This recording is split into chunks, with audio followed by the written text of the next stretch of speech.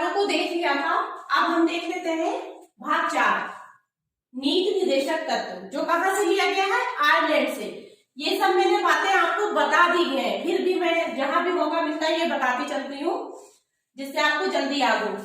तो ये जो नीति निर्देशक तत्व है ये आयरलैंड से लिया गया, लेकिन सबसे पहले इसका यूज किसने किया था? देखिए, स्पेन ने यूज किया था।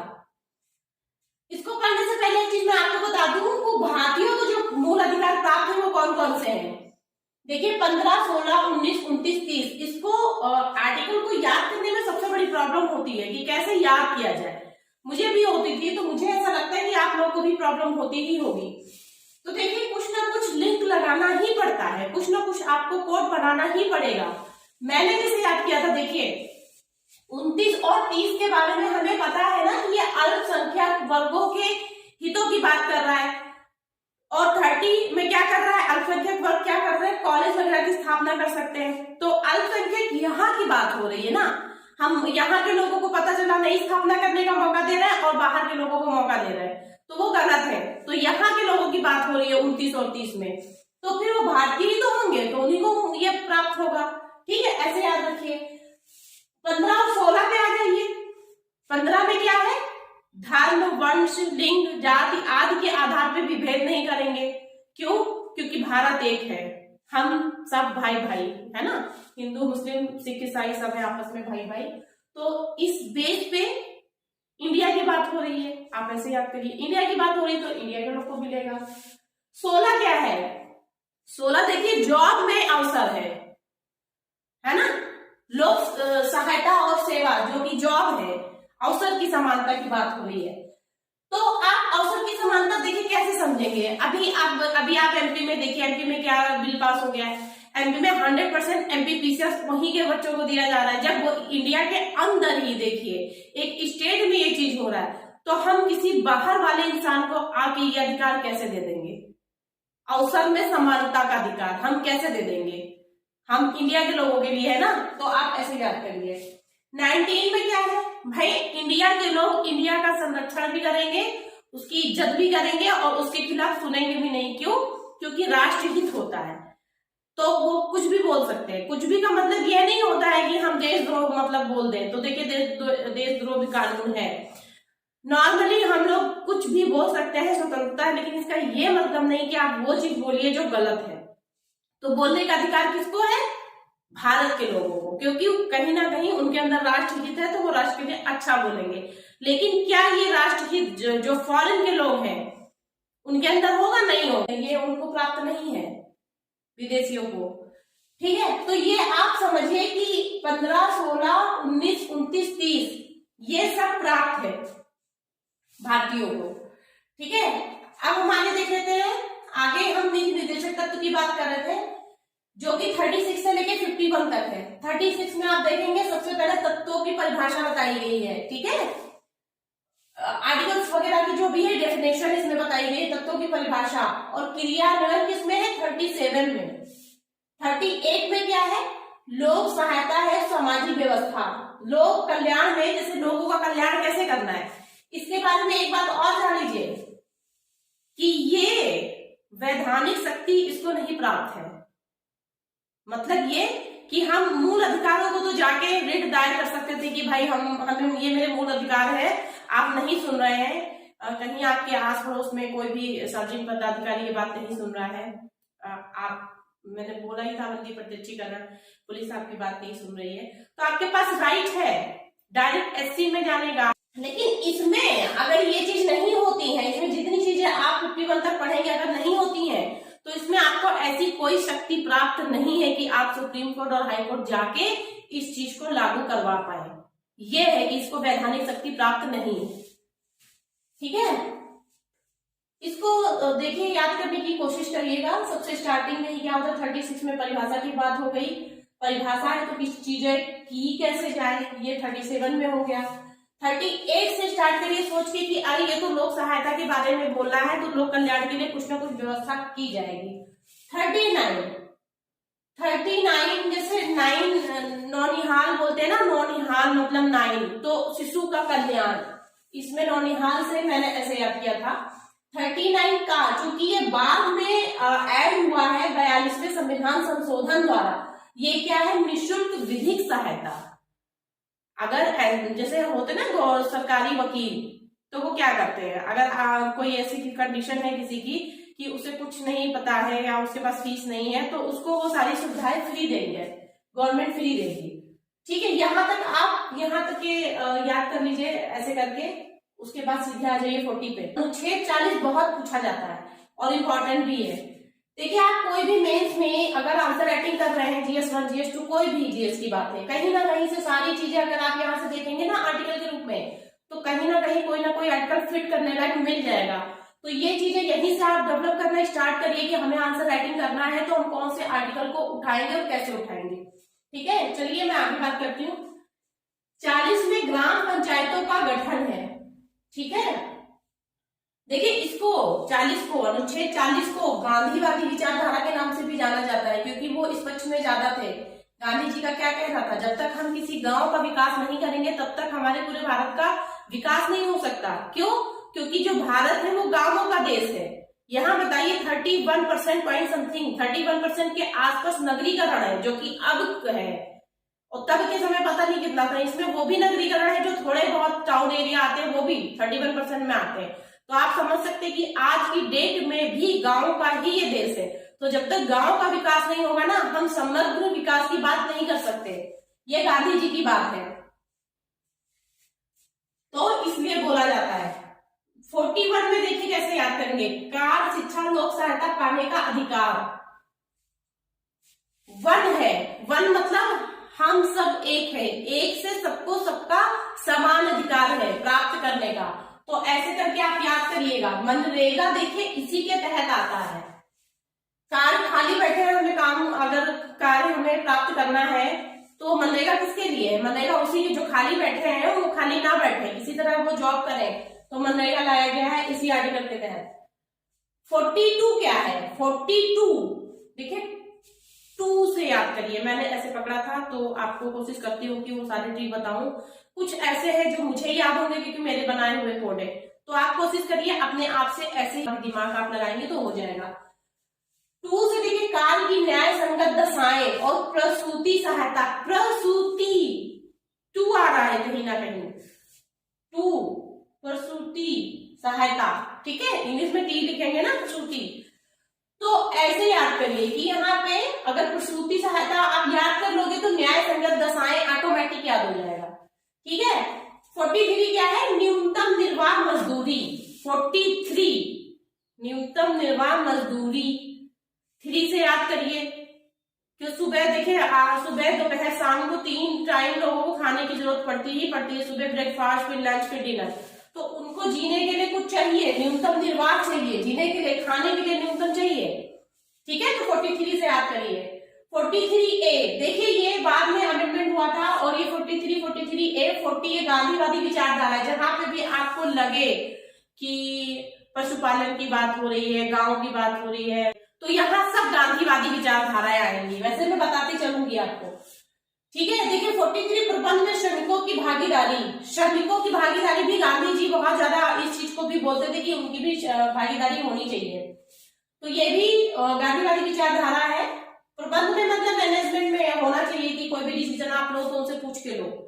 तो ये 43A में है। न्यूनतम निर्वाह मजदूरी से आप याद करिएगा कि भाई निर्वाह के लिए उनको इतनी तो मजदूरी दीजिए कि जीवन उनका जी सके। अब वो बोल नहीं पाएंगे, कोई बता नहीं पाएगा, तो ये बात कैसे पता चलेगी? इसलिए उनकी भागीदारी भी जरूरी है। नेक्स्ट में ही आप 43A में तो भागीदारी कर दीजिए। भागीदारी करके तभी तो बताएंगे कि हमारा इतना मिनिमम खर्चा है, तभी तो मिलेगा न्यूनतम निर्वाह मजदूरी। तो ये दोनों एक साथ आप लिंक कर लीजिए। देखिए मैंने किया हुआ है, और ये किसका है? दोनों गांधीवादी विचारधारा। अब देखिए 44 भी बहुत पूछते हैं। क्या है? समान नागरिक संहिता। ये है क्या? Common civil code. ये है क्या? Uniform civil code. ये होता क्या है ना कि यहाँ पे इंडिया में कहाँ पे लागू है? गोवा में। गोवा में सबका कानून एक है। हिंदू, मुस्लिम, सिख, ईसाई, ये जैसे मुस्लिम लॉ बोर्ड है, पर्सनल लॉ बोर्ड है, और हिंदू के अलग रूल चलते हैं, पंजाबियों के अलग चलते हैं। तो वहां ऐसा कुछ नहीं है, सबका एक ही रूल है। अगर इंडिया में ये हो जाए ना तो इंडिया में वेस्टर्न कंट्रीज की तरह ही हो जाए, लेकिन ये पॉसिबल नहीं है, सिर्फ गोवा में है। इसी बात पर जवाहरलाल नेहरू जी में और राजेंद्र प्रसाद जी में मतलब थोड़ा सा कंफ्लिक्ट हो गया था। ठीक है, इसी बात को लेकर जो मैं बोलती चल रही हूँ ना, वो भी आप ध्यान से सुनिए, सारी चीजें बिल्कुल फैक्चुअल है और बहुत इंपॉर्टेंट है। आप देखिए यहाँ पे 45 से शिशु की आरंभिक देखरेख, जो आंगनवाड़ी जैसी चीज है ना, आंगनवाड़ी संस्था, वो सब कहीं ना कहीं यहीं से देखिए गवर्न हो रही है। ठीक है, आरंभिक देखरेख 6 वर्ष से कम बालकों को, शिशु तो आगे था, बालकों को निःशुल्क और अनिवार्य शिक्षा, ये वही आंगनवाड़ी को ही बोल रहे हैं। ठीक है, 45 बिल्कुल ऐसे डिजिट रखिए। 4 और 5 साल के तो छोटे बच्चे होते हैं जहां से स्टार्ट कर देते हैं पढ़ाई करना, 4 या 5 साल। ठीक, 46 6 से ऐसे लग रहा है वीकर सिक्सर या वीकर, ऐसे करके याद करिएगा। बहुत 6 है, वीक है 6 लोग ऐसे हैं। तो अनुसूचित जाति जनजाति अन्य दुर्बल वर्गों का विकास 46 में। 47 में पुष्टाहार एवं स्वास्थ्य, 7 दिन होते हैं ना, तो पीछे 47 है, तो हमें 7 दिन अच्छा पुष्टाहार मिलना चाहिए, इसीलिए हमारी हेल्थ अच्छी होगी। पुष्टाहार एवं स्वास्थ्य 7। देखिए ये सब मेरे बनाए हुए कोड है, प्लीज अगर आपको नहीं समझ में आएगा तो आप अपनी तरफ से बना सकते हैं। हम किसी भी कोशिश कर रहे हैं कि आपको किसी तरह बस याद हो, मेरा पर्पज ही यही है। ठीक है, चलिए 48 पे आ जाइए। 48 पे कृषि एवं पशुपालन का विकास, तो ये सारी चीजें आपको दिख रही होंगी। 45 46 47 48 कहीं ना कहीं गांधीवादी विचारधारा है। ठीक, 48 एक ही बात हम कर लेते हैं, वन्य जीवों का संरक्षण। ये भी वैसे गांधी जी का हो सकता था, लेकिन ये बाद में ऐड हुआ है 42वें संविधान संशोधन द्वारा। इस चीज को याद रखिएगा कि 40 तक है, 48 तक है, 48 ए इसका मतलब अमेंडमेंट हुआ, लेकिन है ऐसी चीज जो गांधी जी पसंद करते हैं। ठीक है, तो वन्य जीवों का संरक्षण। देखिए प्राकृतिक पर्यावरण संरक्षण, पेड़ पौधे तालाब, ये सब कहाँ आते हैं? मूल कर्तव्य में आते हैं। आप एक मूल कर्तव्य देखिए यहां से पढ़ रहे हैं। 49 में क्या है? राष्ट्रीय महत्व के स्मारक जो है, उनका महत्व है, उनको संरक्षित करिए। जो राष्ट्रीय महत्व के हैं, पुराने मॉन्यूमेंट्स है, उनका संरक्षण करना, ये भी है इसी के अंदर। ठीक है, ये गवर्नमेंट कराएगी उनका संरक्षण, तो गवर्नमेंट देखिए कराती रहती है। अब देखिए 50 कार्यपालिका न्यायपालिका का पृथकीकरण, 50-50 कर दिया भैया, हमने बांट दिया आपको, 50 आपका 50 आपका, नो डिस्प्यूट, ऐसे याद करिए। 50-50 कर दिया, क्यों कर दिया? देखिए सब कुछ किसी एक व्यक्ति के अंदर अगर सारी शक्तियां आ जाएंगी ना, या आप मेंस के आंसर राइटिंग करते समय आप लिखेंगे और पढ़ेंगे भी आगे कि जब किसी एक व्यक्ति के अंदर सारी शक्तियां अगर आ जाती है तो उसकी मोनोपोली हो जाती है, एकाधिकार हो जाता है, वो चीज ठीक नहीं है। इस चीजों को फिर अलग अलग किया गया, सोचा गया कि अगर एक ही चीज के इंसान के पास सब कुछ हो जाएगा तो सब बहुत ज्यादा मोनोपोली हो जाएगी, तो शक्तियों का विभाजन कर दीजिए, शक्तियों को बांट दीजिए।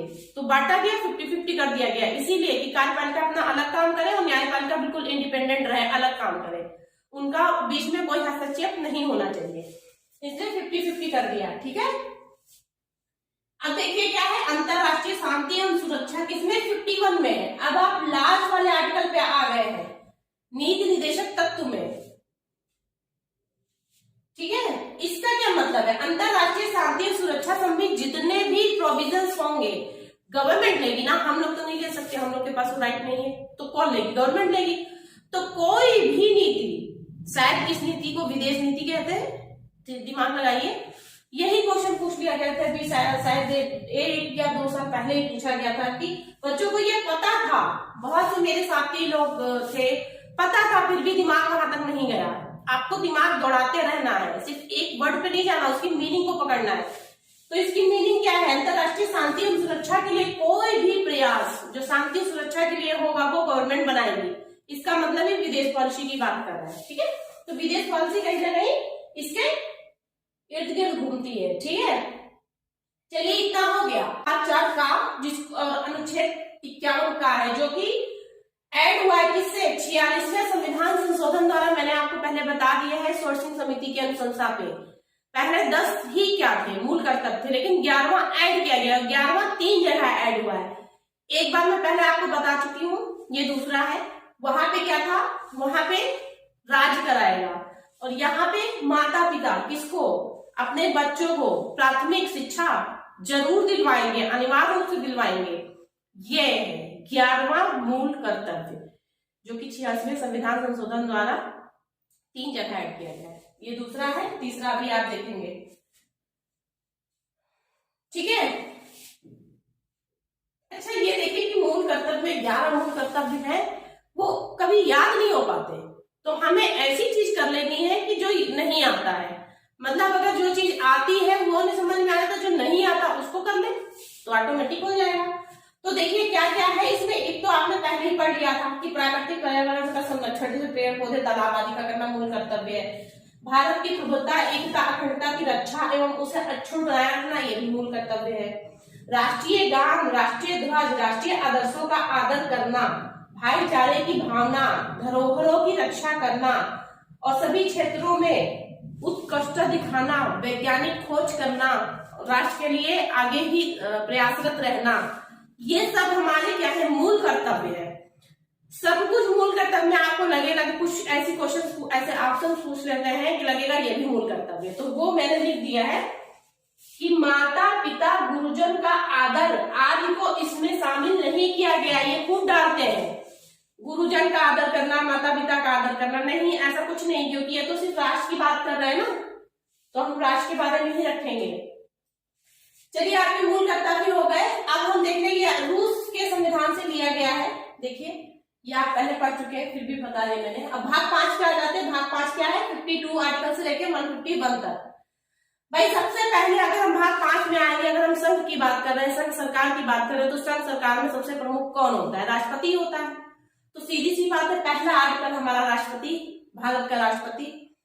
अब राष्ट्रपति है तो संघ की कार्यपालिका भी तो होगी। भाई संघ की कार्यपालिका शक्ति का प्रमुख ही तो ये है राष्ट्रपति जी हमारे, तो वो भी तो होगी संघ कार्यपालिका शक्ति। क्या शक्ति है वो जानेंगे भी तो वो 53 में है। अब देखिए निर्वाचन 4 से याद करिए, निर्वाचन 4 है। उपराष्ट्रपति का निर्वाचन किसमें है, 4 से याद करिए, 4 से 54, 54। इसीलिए हिंदी और इंग्लिश दोनों ही आना चाहिए। 54 4 है ना, तो निर्वाचन ऐसे याद करिए। 5 से पद्धति, इसीलिए मैंने प्रक्रिया के साथ साथ देखिए पद्धति भी लिख दी है। ठीक है, तो 5 से पद्धति मतलब 55 में पद्धति प्रक्रिया है निर्वाचन की। 6 में पदा अवधि, 6 में क्या है, पदा अवधि। 57 में क्या है, पुनर्निर्वाचन हेतु पात्रता। जैसे कि एक टाइम स्पैन हमारा 1 वीक का 7 होता है ना, तो फिर दोबारा आएगा वो। ये मैंने ऐसे लिंक लगाया है, कुछ ना कुछ तो हमें लिंक लगाना पड़ेगा। तो 57 में फिर से आ गया, फिर से वीक आ गया, तो वीक क्या आ गया, मतलब फिर से पुनर्निर्वाचन के लिए पात्रता, फिर से सेकेंडली भी बन सकते हैं, ऐसा कुछ नहीं है, सेकेंड टाइम भी बन सकते हैं। 58 आ से 8, आ से 8 और आ से आहर्ताएं। आप पीछे की लाइन इसलिए मैं बोल रही हूँ कि ऑटोमेटिक आगे तो आपको पता ही चल जाएगा कि ये 5 है, ये 6 है, ये 7 है, तो पीछे से आप निर्वाचन में यहां तक पहुंच जाएंगे कि 54 की बात हो रही है। ठीक है, आहर्ताएं से मतलब योग्यताएं। 59 ना से नो आ रहा है, नो मतलब नो क्या, नो मतलब कोई भी लाभ का पद ना लेना, नो हम नहीं लेंगे। लाभ का पद का क्या मतलब होता है, लाभ का मतलब अगर कोई सोशल वर्क आप कर रहे हो, उसके बाद फिर सोशल वर्क के करने के लिए आप कोई दूसरी जगह पे पोस्ट पे हो, 2 पोस्ट पे हो, तो वो लाभ का पद नहीं माना जाता है। इस पे देखिए बड़ा कंफ्लिक्ट है, बड़ा डिस्प्यूट है, आप इस पे मत जाइए। बहुत से पोस्ट को पता नहीं कैसे किस बेस पे मान लिया जाता है, लेकिन ये आपको 59 में एज आर्टिकल याद करना है बस। 7 से शपथ और 7 से 60, तो शपथ और प्रतिज्ञान। शपथ लेते ही बता देते हैं कि आपकी ये छूट इसका बनाए रखूंगा, है ना, ऐसे बोलते हैं। उसी समय ये भी पता चल जाता है कि ये मेरे अधिकार है, नहीं तो हमारे ऊपर महाभियोग लग जाएगा। तो नेक्स्ट क्या है, महाभियोग। शपथ पढ़ते ही समझ में आ जाता है कि ये हमारी जिम्मेदारियां हैं, अदरवाइज महाभियोग लग सकता है, तो महाभियोग। 63 में क्या है, 63 में देखिए 3 से आपको उपराष्ट्रपति मिल जा रहा है, ये 3 का पहला वर्ड और पहला वर्ड उपराष्ट्रपति मिल जा रहा है, ठीक है। ओके, तो 64 पे हम आ जाते हैं। अब 64 पे क्या बात है कि 4 आ गया। अरे यार, दो दूनी 4, 2 दूनी 4 मतलब कैसे? इसके पीछे मैं बोलना ये चाह रही हूँ कि जो हमारे उपराष्ट्रपति हैं, उपराष्ट्रपति के रूप में वो नहीं सैलरी लेते हैं, उनको सैलरी नहीं मिलती है। उनका जो वर्क होता है एज ए उपराष्ट्रपति तो रहता है, लेकिन उनको सैलरी नहीं मिलती उस बात की। तो 2 दूनी 4 बनना पड़ता है, मतलब राज्यसभा का सभापति बनना पड़ता है। जब सभापति बनेंगे तभी तो 2 दूनी 4 होगा, सैलरी मिलेगी। ओके, देखिए ये हमारे सब लोग बहुत ही आदरणीय है, ऑनरेबल है। मैं इस तरह बता रही हूँ जस्ट बिकॉज ऑफ आपको याद करने के लिए, ठीक है। 65 पे आइए। 65 पे देखिए क्या है, राष्ट्रपति की अनुपस्थिति में उपराष्ट्रपति द्वारा कार्यों और कर्तव्यों का निर्वहन। 65 में क्या है कि मान लीजिए राष्ट्रपति नहीं है, या अभी इलेक्शन होने बाकी है, या बीच में ही देहांत हो गया, ऐसी कोई स्थिति बनती है, तो वहां पे उस उपराष्ट्रपति एज ए प्रेसिडेंट वर्क करेंगे, उनके कर्तव्यों का निर्वहन और कार्यों को आगे बढ़ाएंगे, ठीक है। उपराष्ट्रपति का निर्वाचन देखिए 66 में है और 67 में पदावधि है। यहाँ पे कंफ्यूज मत होइएगा, 63 से लेके 67 तक सब उपराष्ट्रपति की ही बातें हो रही हैं, ठीक है।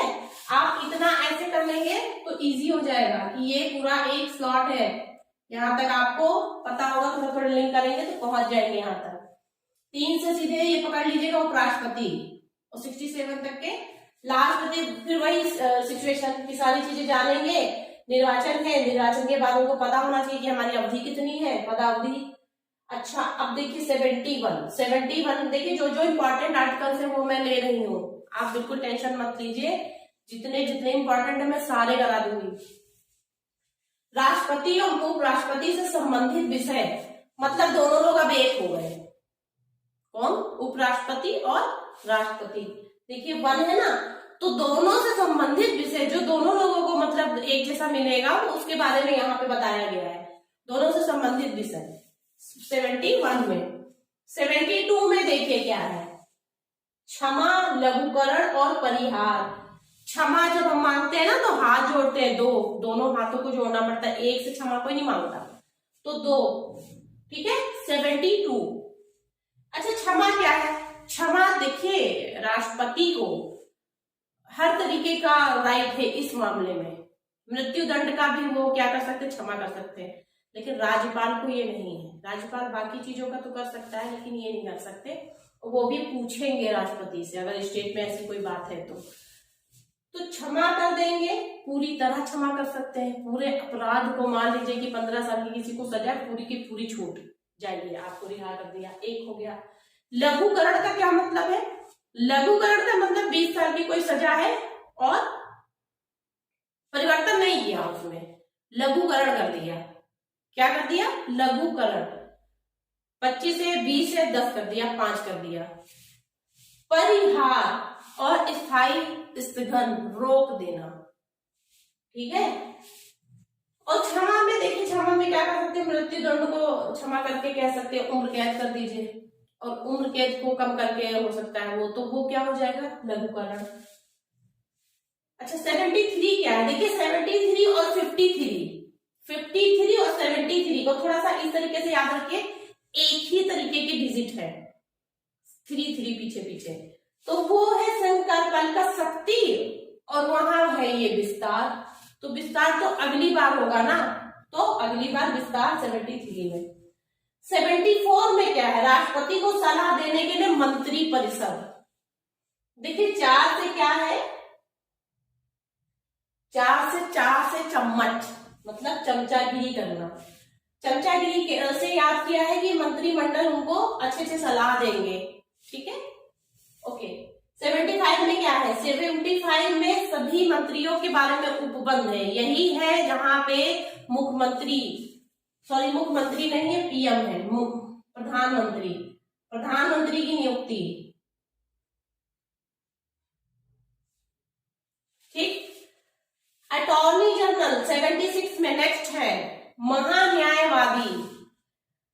इतने इंपॉर्टेंट क्यों है कि हर बार एग्जाम में कोई ना कोई क्वेश्चन बन जाता है? क्योंकि ये भारत सरकार के सबसे पहले प्रथम विधि अधिकारी होते हैं।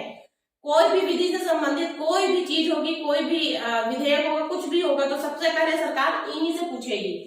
और ये सार्वजनिक धन के संरक्षक होते हैं। जो भी हमारे पास फंड होता है, संचित कोष होता है या बाकी तरीके के फंड्स होते हैं, उनका हिसाब किताब रखते हैं ये गवर्नमेंट के उसमें, इसीलिए प्रथम विधि अधिकारी होते हैं। और ये राष्ट्रपति के प्रसाद पर्यंत कार्य करते हैं।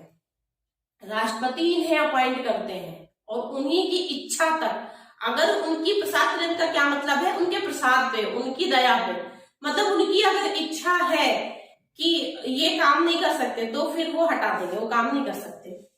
इनके पास कोई अलग से गाइडलाइन नहीं है, जैसे कि सुप्रीम कोर्ट में है या हाई कोर्ट में है कि ये लगाया जाएगा, फिर ये बिल पास होगा या राष्ट्रपति के साथ है, दूसरे सदन में जाएगा, ऐसा कुछ नहीं है।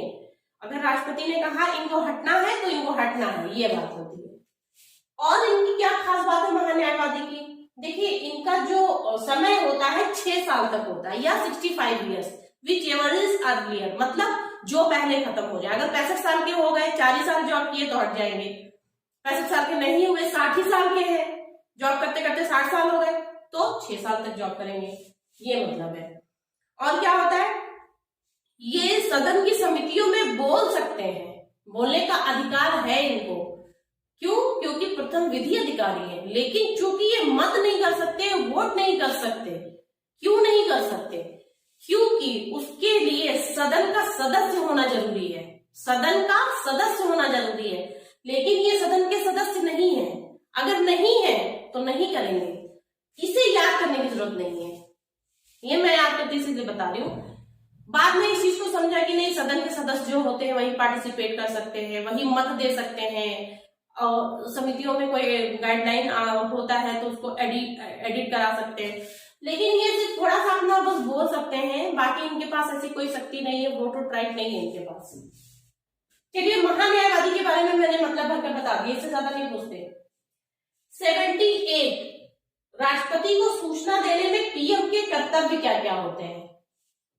तो 8 60 गांठ, 60 गांठ से 8 याद रखिए, 60 गांठ मतलब कि पीएम के कर्तव्य है कुछ राष्ट्रपति के संबंध में। राष्ट्रपति भी अगर कुछ चाहेंगे तो पीएम से पूछेंगे, और पीएम को ऐसा लगेगा कुछ सूचना देना है तो राष्ट्रपति जी को वो सूचना देंगे, ये इनका कर्तव्य है 78 में। ठीक है, चलिए हम कुछ विधेयक के बारे में देख लेते हैं। आगे इसका 78 के बाद से कुछ लाइन से आपको थोड़ा स्लॉट में ही पढ़ाना है कि जो चीज याद रहे, इसलिए मैंने यहां तक लिया है।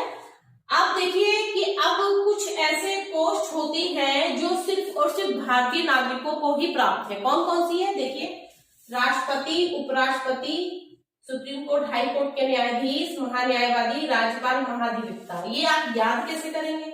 देखिए, सबसे पहले तो राष्ट्रपति हैं, तो राष्ट्रपति का काम कौन करता है? अगर राष्ट्रपति नहीं है तो उपराष्ट्रपति, अगर उपराष्ट्रपति नहीं है तो कौन काम करता है?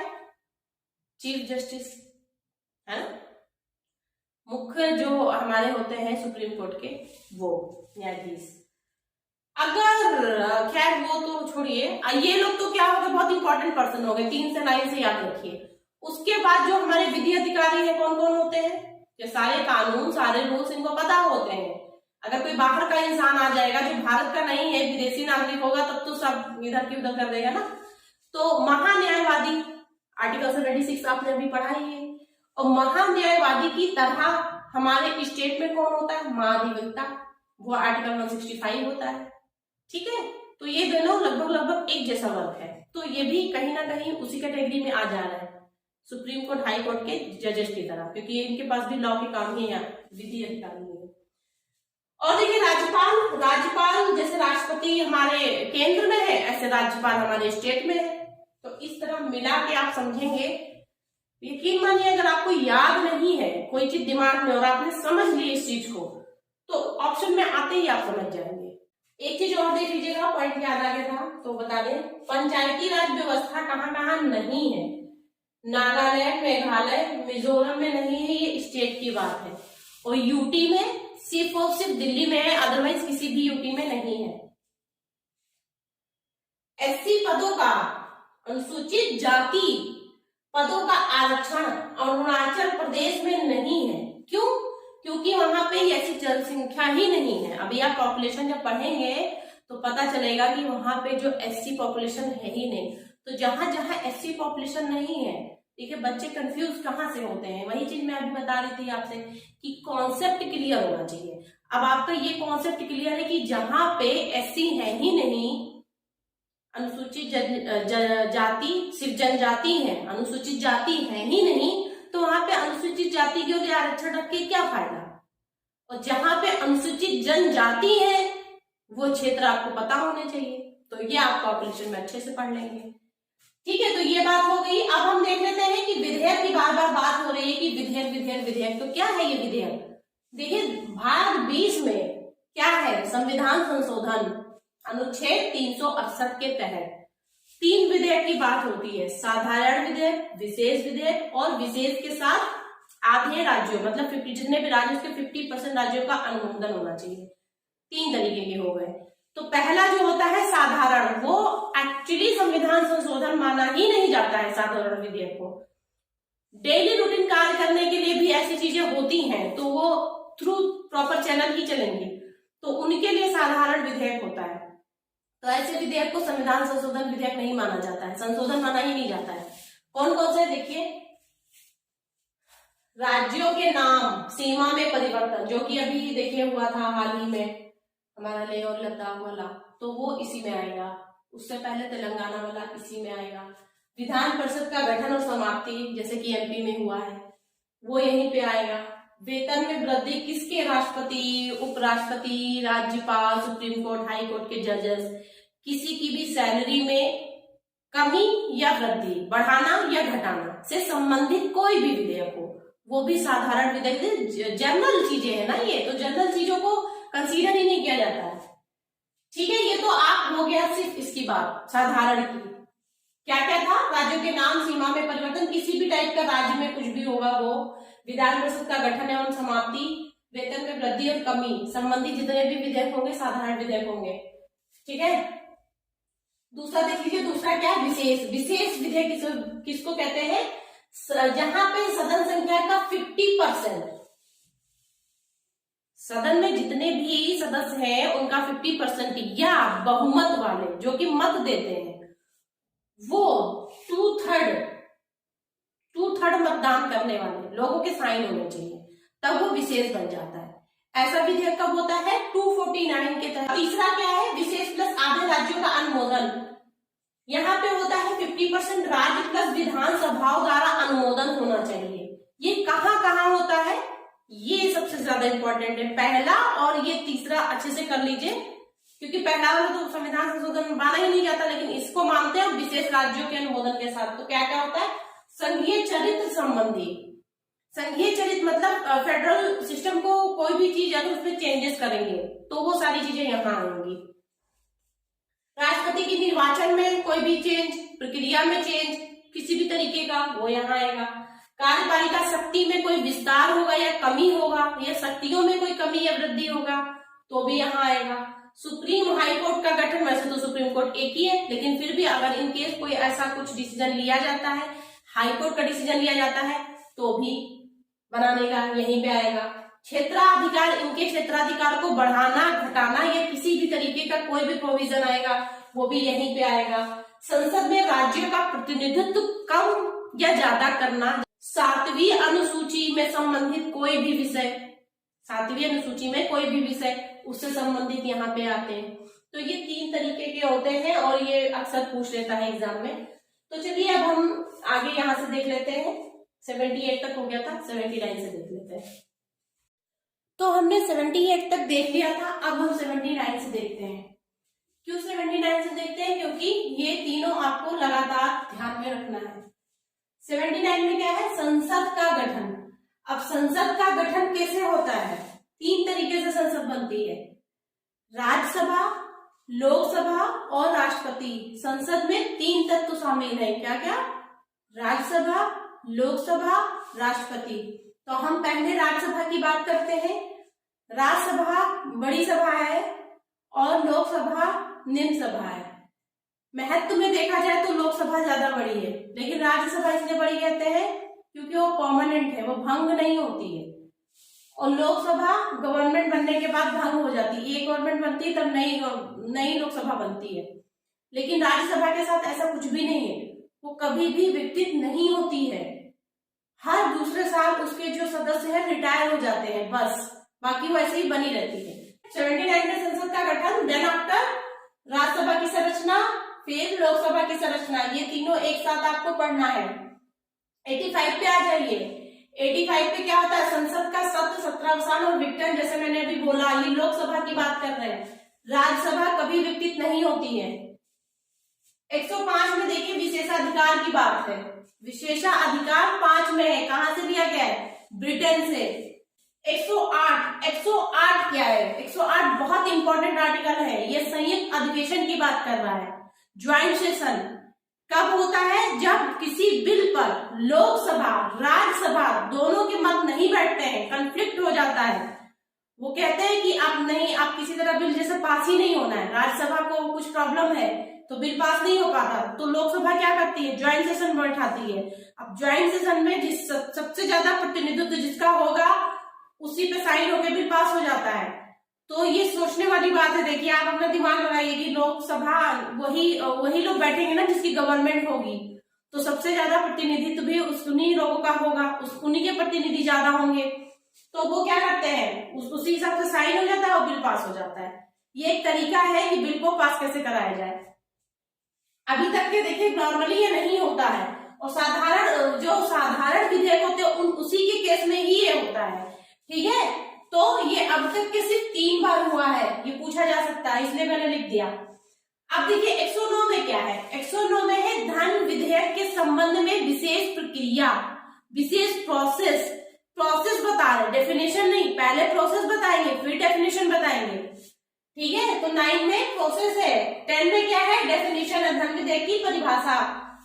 11 में देखिए क्या है, सबसे खास बात है, विधेयक कोई भी विधेयक तभी विधेयक बनता है जब उस पर राष्ट्रपति अपने साइन कर देते हैं, ठीक है। तो इससे याद रखिए 111 संसद द्वारा पारित विधेयक राष्ट्रपति के सम्मुख जाना जरूरी है, ठीक। 112 देखिए 12 में मैंने आपसे क्या बताया था, भाग 12 वित्त याद होगा, तभी मैंने कहा था कि आपको ये आगे भाग 12 फिर से याद दिलाएंगे, 2 बहुत इंपॉर्टेंट है सब जगह। तो वार्षिक वित्तीय विवरण ये इसी में आता है। बजट, ये बजट के नाम से लेकिन नहीं है, ठीक है, ये एनुअल फाइनेंशियल रिपोर्ट के नाम से है। 114 देखिए विनियोग विधेयक, 116 लेखानुवाद, प्रत्यानुवाद, अपवाद अनुवाद, ठीक है, ये मैंने डाल दिया है, मान लीजिए पूछ ले, इतना इंपॉर्टेंट नहीं है, बाकी सारे बहुत इंपॉर्टेंट है। 117 देखिए, 117 क्या कह रहा है, 117 भी उतना ही इंपॉर्टेंट है जितना 111 है। 111 राष्ट्रपति के सम्मुख जाता है, और राष्ट्रपति यहाँ पे कह दे उसको नहीं समझ में आ रहा है तो उसकी सिफारिश के बिना, उसके परमिशन के बिना कोई भी विधेयक, एक्ट नहीं बन सकता है, विधि नहीं बन सकता है। देखिए राष्ट्रपति के सिफारिश बिना कोई विधेयक नहीं है। वैसे विधेयक में और एक्ट में क्या फर्क है, विधेयक तब तक होता है जो कि बिल होता है, वो बिल और एक्ट में क्या फर्क है, जो बिल होता है वो विधेयक होता है, वो जब तक सारा प्रोसेस में होता है तब तक वो बिल होता है, जब तक कि राष्ट्रपति जी तक साइन नहीं करते, लोकसभा से पास होना चाहिए, राज्यसभा से पास होना चाहिए, स्टैंडिंग कमेटी उस पर रिपोर्ट लगाती है तो वो उनको भी वेरीफाई करना होता है, देन आफ्टर राष्ट्रपति के पास जाता है, राष्ट्रपति उस पर साइन कर देते हैं, फिर जब पूरी तरीके से और गजट में निकलता है तब जाके वो एक एक्ट बनता है, ठीक है। उससे पहले वो बिल होता है जब तक कि साइन नहीं हो जाते, ठीक है। चलिए 122 देखिए, 122 से आप यहाँ पे देखिएगा, ये सारी चीजें थोड़ा सा इधर उधर पलटेंगे तो आप राज्य वाले जो कि भाग 6 में आप देखेंगे कहीं ना कहीं मैच करेगा। ये एक बात समझाने के लिए कंफ्यूज मत होइएगा, ऐसा मैंने रीड किया था तब मैंने देखा था ये चीज। देखिए 122 क्या है, संसद की कार्यवाही का जांच ना किया जाना, संसद की कार्यवाही का जांच ना किया जाना। ऐसा क्यों होता है, ऐसा इनको राइट मिला हुआ है, यही तो है ब्रिटेन से विशेषाधिकार, विशेषाधिकार के तहत इनको ये भी मिला है। देखिए मैं आपको बोल रही थी ना कि 122 संसद की कार्यवाही की जांच ना किया जाना, इसको नंबर इधर उधर पलट दीजिए। देखिए 212 उसमें 122 है, इसमें 212 डिजिट वही है। विधानमंडलों की कार्यवाही की जांच ना होना, वहां पे संसद है, यहाँ पे विधानमंडल, इनका राज्यों का तो संसद यही है ना, हम राज्य की बात कर रहे हैं, वहां विधानमंडल होता है, और ये यूनियन की बात होती है, यहाँ पे संसद की बात हो रही है। 123 ऑर्डिनेंस पास होता है, इसमें अध्यादेश राष्ट्रपति पास करते हैं। जब भी सत्र नहीं चल रहा होता है तो काम कैसे चलता है, 123 आर्टिकल के थ्रू चलता है। ठीक है, यहाँ पे देखिए ये भी आपको मिल जाएगा, इधर उधर डिजिट करेंगे। 213 राज्यपाल द्वारा अध्यादेश, दोनों चीजें इसीलिए मैंने लिख दी है कि आप कंपेरिजन करके देख सकें। नीचे देखिए 124 में हम आ गए। 124 इसलिए इंपॉर्टेंट है कि सुप्रीम कोर्ट जो है उसकी स्थापना के बारे में 124 में बताया गया है। ठीक है, कितने हमारे जज कितने हैं सीजीआई को मिला के, चीफ जस्टिस ऑफ इंडिया तो एक ही होता है, और अलग से अभी बढ़ गया है, पहले तो इतने कम, मतलब एक अभी 33 हो गए हैं, तो 33 प्लस 1 टोटल कितने हैं 34। अगर वैसे नॉर्मली पूछे सीजीआई को छोड़कर तो 33 है, अगर सीजीआई को ऐड करके पूछे तो 34 है। ठीक है, अब देखिए अगर सुप्रीम कोर्ट की स्थापना हो गई है तो सुप्रीम कोर्ट के बाद सबसे बड़ी अथॉरिटी कौन है, सीजीआई। तो सीजीआई की स्थापना मतलब सीजीआई की नियुक्ति। ठीक है, सीजीआई। और उसके बाद 127 में क्या है, एडॉक जस्टिस की नियुक्ति। ये एडॉक जस्टिस क्या होते हैं, देखिए जब कोई काम होता है तो कोरम बनाया जाता है। कोरम का मतलब क्या होता है, कोरम का मतलब होता है एक ग्रुप, एक पैनल, 5 लोगों का पैनल जो भी बनाए। ये समझाने के लिए मैं आपको बता रही हूँ, 5 लोग होंगे तभी कोई डिसीजन लिया जा सकता है।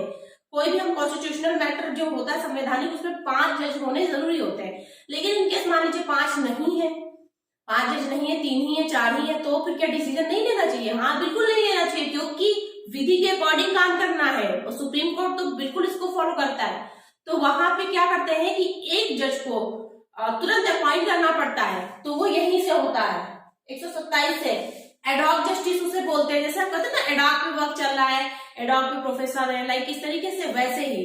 तो इनको उस डिसीजन के लिए, उस प्रोसेस जो चल रहा है उसको पूरा करने के लिए यहां से उनकी नियुक्ति करते हैं, तदर्थ न्यायाधीश बोलते हैं इनको। अब 129 क्या है, 129 अभिलेख न्यायालय होना। जो सुप्रीम कोर्ट में मैटर्स होते हैं ना वो रिकॉर्डेड होते हैं, रिकॉर्ड कर लिए जाते हैं, और वही क्या लॉ बन जाता है। अगर सुप्रीम कोर्ट ने कोई पहले से, देखिए सुप्रीम कोर्ट में कितनी ताकत है, अगर कोई विधायिका क्या करती, विधि बनाती, संसद विधि बनाती है, लेकिन संसद ने किसी चीज पे विधि नहीं बनाया है और ऐसा कोई डिसीजन आता है सुप्रीम कोर्ट के सामने कि वो अपने जजमेंट दे दे, तो उनका दिया हुआ जजमेंट भी एक कानून बन जाता है। तो ये एक अभिलेख की तरह रखा जाता है। ठीक है, इसको कहा 129 में अभिलेख न्यायालय बोलते हैं। ठीक है, आ रहा समझ में? ओके चलिए 131 में आज देखिए पहला ही है, ये 3 आ रहा है और 1 की बात हो रहा है, मतलब आरंभिक अधिकार था। सुप्रीम कोर्ट की है ही हम जानते हैं, फिर भी लिखा हुआ है। ठीक है, 3 में क्या है, 3 में सिविल में देखिए यहाँ पे ये जो ला आ रहा है ना, ला को अगर देखेंगे तो 3 लग रहा है ऐसे। तो सिविल विषयों में अपीली से आ 3 बार, देखिए 2 बार आ यहाँ आ रहा है, तो 2 बार 3 एक जैसे डिजिट लग रहे हैं ना। देखिए अपीलीय और अधिकारिता अगर आप लिखेंगे तो पहले 3 आ लिखना पड़ेगा, तो 3 ऐसे मैच करिए। सिविल विषयों में अपीलीय अधिकारिता, 1 में क्या है 131 में आरंभिक अधिकारिता, 133 में क्या है अपीलीय अधिकारिता। ठीक, 134 में क्या है प्रमाण पत्र, सर्टिफिकेट। कोई भी केस है जैसे सुप्रीम कोर्ट से, अगर हाई कोर्ट से सुप्रीम कोर्ट में जाना है, हाई कोर्ट में कोई ऐसा डिसीजन हो गया है कि अब हमको आगे जाना है सुप्रीम कोर्ट में, तो वहां पे सर्टिफिकेट मिलता है सुप्रीम कोर्ट के लिए। ऐसे सुप्रीम कोर्ट भी देता है, ऐसे हाई कोर्ट भी देता है। ठीक है, तो ये उसी प्रमाण पत्र की बात हो रही है। 134 काम में होता है वो। 143 क्या है, राष्ट्रपति को सुप्रीम कोर्ट से परामर्श। राष्ट्रपति को अगर नीड होती है तो वो सुप्रीम कोर्ट से एडवाइस लेता है, लेकिन ये जरूरी नहीं है कि सुप्रीम कोर्ट की एडवाइस को राष्ट्रपति माने। ऑन द अदर हैंड, अगर राष्ट्रपति कोई एडवाइस देता है किसी भी बिल के उसमें, तो सुप्रीम कोर्ट को मानना है, बाध्य है। ठीक है, अब राष्ट्रपति को तो कोई बाध्य नहीं कर सकता ना, लेकिन सुप्रीम कोर्ट को कर सकता है, क्योंकि वो मैटर है किससे, कानून से। चलिए अब 143 तक आपने देख लिया। अब 148, वैसे तो ये सिर्फ एक ही आर्टिकल बहुत इंपॉर्टेंट है, फिर भी मैंने तीनों लिख दिया क्योंकि अब थोड़ा सा पैटर्न चेंज हो रहा है, उसके हिसाब से हो सकता है ये भी पूछ ले। 148 क्या है? CAG, controller auditor of general of India. कौन इस समय? राजीव महर्षि। इनका भी 6 साल या 65 ईयर्स विच एवर अर्लियर होता है। 149 में देखें कर्तव्य शक्तियां दी गई इनके बारे में, और ये 150 संघ एवं राज्यों के लेखों का प्रारूप, 151 सपरीक्षा प्रतिवेदन रिपोर्टिंग इनका। अब ये आपका भाग 5 खत्म हो गया है, हम भाग 6 की बात कर रहे हैं। ठीक है, देख लेते हैं भाग 6। जैसा कि हम जान रहे हैं कि 151 तक यहाँ है, 2 को छोड़कर 3 से हमारा शुरू हो जा रहा है ये भाग 6। राज्य, तो राज्य से राज्यपाल पहले होंगे, वहां पे राष्ट्रपति थे, है ना, राष्ट्रपति थे 52 में, लेकिन यहाँ पे 3 में है 153, क्योंकि 152 आया ही नहीं है यहाँ पे। तो 153 में राज्यपाल सेम कर लेंगे, कार्यपालिका शक्ति, उसके आगे 62 में देखिए विस्तार, इसीलिए मैंने यहाँ लिख दिया, ऐसे आप भी लिख के याद करिएगा। 55 में राज्यपाल की नियुक्ति, ये बहुत पूछते हैं। 57 में योग्यता राज्यपाल की। 164 में मंत्रियों का उपबंध, अन्य मंत्री जो भी हैं, और सीएम की भी नियुक्ति यहीं से होती है, जो कि राज्यपाल कराते हैं। और वहां पे पीएम की कौन कराता था? 75 आर्टिकल में राष्ट्रपति। ठीक है, राष्ट्रपति ओथ दिलाते हैं। अब ये देखिए, ये भी एक शॉर्ट में आपको याद करना है। कैसे? 168 विधानमंडलों का गठन, जस्ट नीचे 169 विधान परिषदों का गठन। इसी के बारे में मैंने अभी आपको बताया कि साधारण विधेयक की तरह पास होते हैं, हटाया भी जाता है, समाप्त भी किया जाता है परिषद को, विधान परिषद को। 169 में अगर ऐसा कुछ होता है तो वो साधारण विधेयक होगा, जिसको संविधान संशोधन नहीं माना जाता है। 170 में विधानमंडलों की संरचना, अगेन नीचे परिषद लिख देंगे। 171 विधान परिषदों की संरचना, उसमें मंडल था, अब इसमें परिषद है। इतना हो गया। अब आइए 199 पे धन विधेयक की परिभाषा। ठीक है, 202 देखिए, यहाँ पे क्या था? यहाँ पे 112 था, और यहाँ पे 202, पीछे 2 है। वार्षिक वित्तीय विवरण, वहां भी पीछे 2 था, इसलिए बता रहे हैं।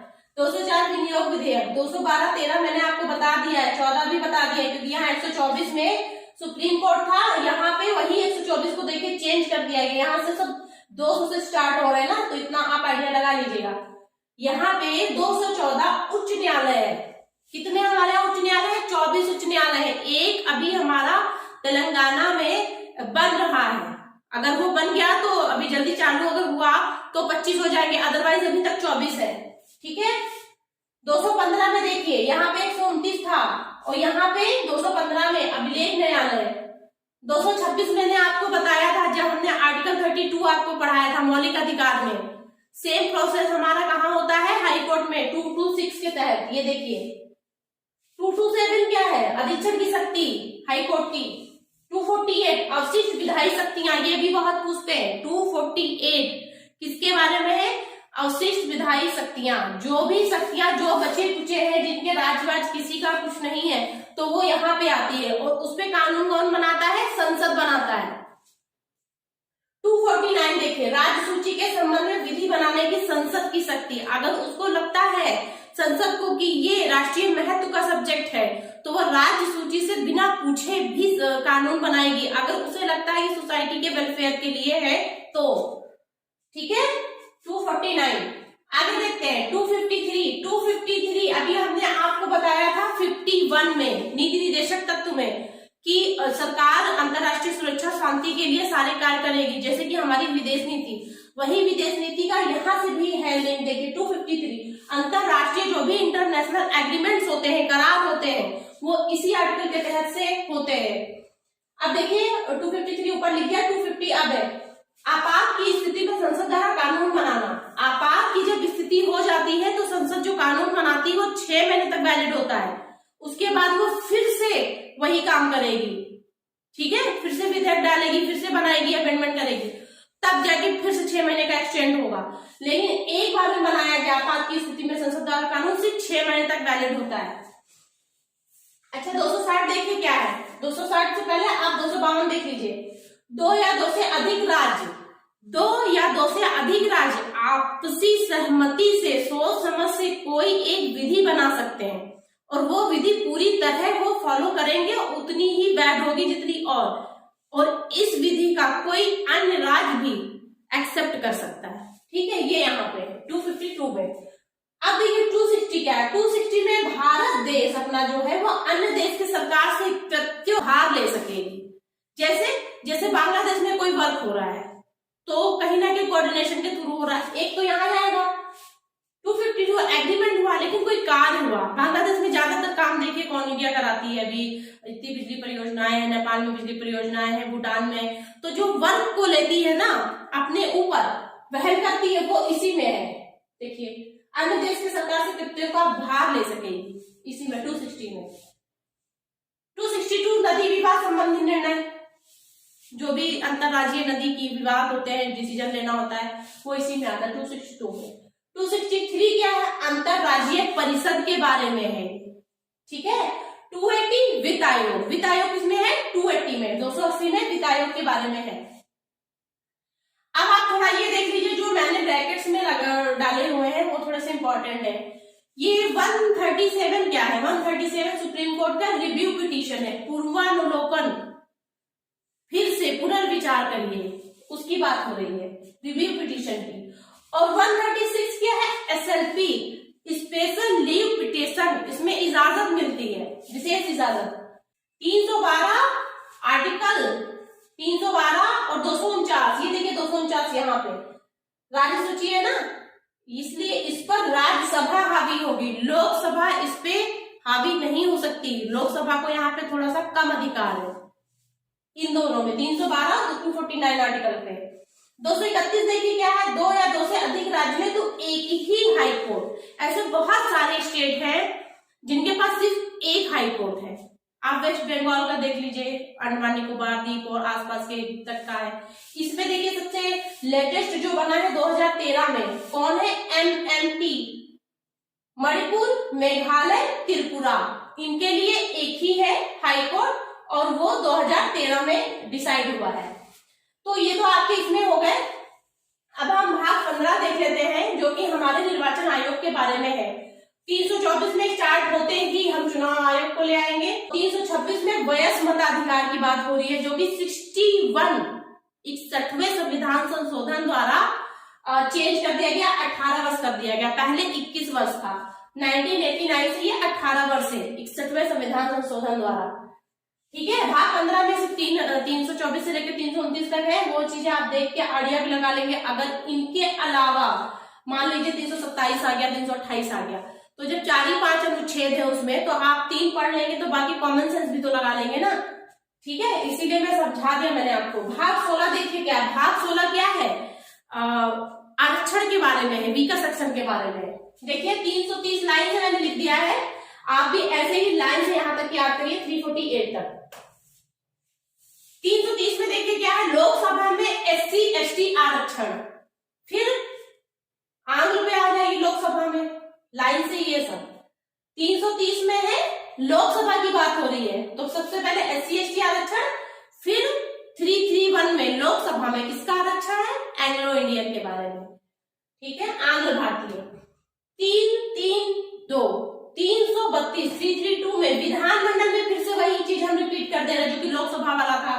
तो 332 में विधानमंडलों में SC/ST आरक्षण, फिर 333 विधानमंडलों में आंग्ल भारतीयों के लिए आरक्षण, फिर 334 क्या है, 334 एक ऐसा आर्टिकल है जो जब देखिए तब अमेंड ही होता रहता है। अब तक के 5-6 बार अमेंडमेंट इसी में हुए हैं। ये बोला 70 वर्ष बाद आरक्षण नहीं रहेगा, जो कि गलत है, फिर से चेंज होगा। ये अभी 95वां संविधान संशोधन के तहत आई थिंक 2020 में खत्म होने वाला है, जल्द ही एक नया अमेंडमेंट देखने को मिलेगा इसमें। हाँ देखिए 95वां संविधान संशोधन हुआ है कि 70 वर्ष बाद आरक्षण नहीं रहेगा, लेकिन ये पॉसिबल नहीं है, फिर से भी अमेंड होगा ये। 335 सेवाओं में पदों में जो आरक्षण है SC/ST वो बताया गया है 335 में। 336 में कुछ सेवाओं में आंग्ल भारतीयों को भी मिलेगा रिजर्वेशन। 337 में क्या है, 337 में आंग्ल भारतीय है, शैक्षिक अनुदान भी है। 348 में क्या है, सुप्रीम कोर्ट हाई कोर्ट में प्रयोग होने वाली भाषा।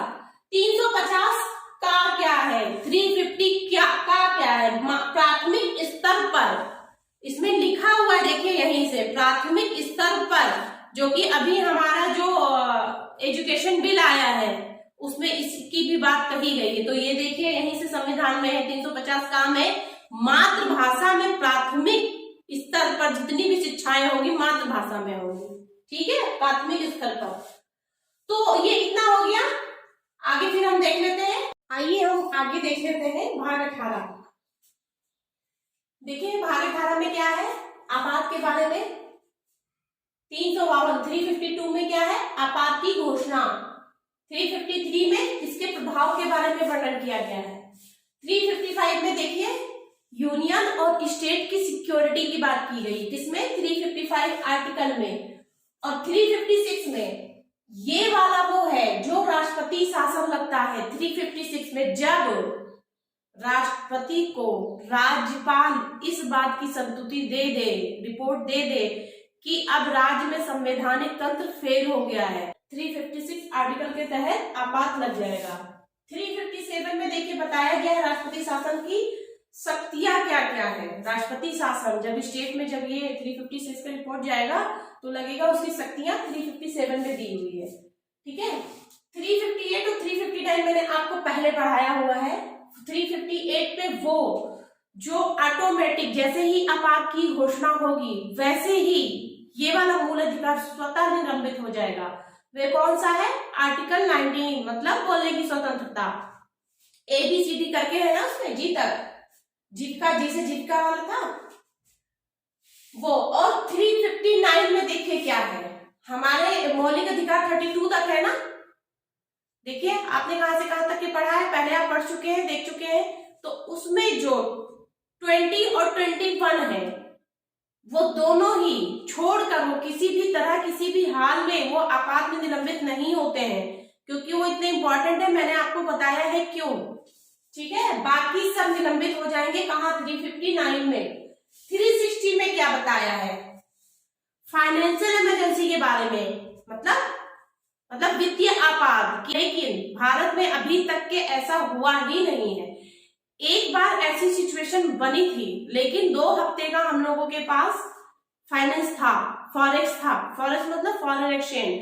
होता क्या है ना, देखिए कि जब हम इंटरनेशनल बिजनेस करते हैं तो हमारे पास हर कंट्री का जो मनी होता है, जो रुपए होता है वहां पे चलता है, वो होना चाहिए। जब वो नहीं होता है तो हमें इंटरनेशनल बिजनेस करने में प्रॉब्लम आने लगती है, उसे फॉरेक्स बोलते हैं। ठीक है, फॉरेन एक्सचेंज। तो वो चीज 2 हफ्ते की बची हुई थी, लेकिन ऐसा कभी नहीं हुआ कि फाइनेंशियल इमरजेंसी की सिचुएशन बने या लगे। ठीक है, आगे हम देख लेते हैं 370। ये इसलिए लिख दिया कि हो सकता है पूछ ले, क्योंकि ये अब हट चुका है और जम्मू कश्मीर को स्पेशल प्रोविजन यही देता था। आर्टिकल 370 काफी चर्चा में था, अब हट गया है। 371 में देखिए गुजरात और महाराष्ट्र के बारे में स्पेशल उपबंध जो भी है वो इसी में है। उसके बाद आप देखिएगा लाइन से का खा गा याद करिए, नाग संग मणि, नाग के साथ मणि होती है ना, नाग संग मणि मतलब नागालैंड, आसाम, मणिपुर।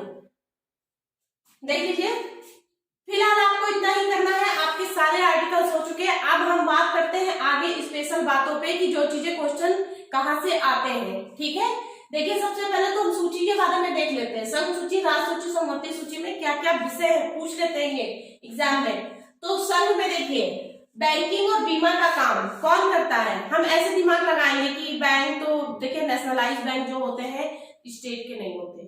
ठीक है, ऐसे जो बीमा होती है ना, जिसका कार्यालय वो जो ईडा है ना हैदराबाद में, वो केंद्र के तहत है। ठीक है, जो भी बीमा होता है या गवर्नमेंट बीमा होता है संघ में।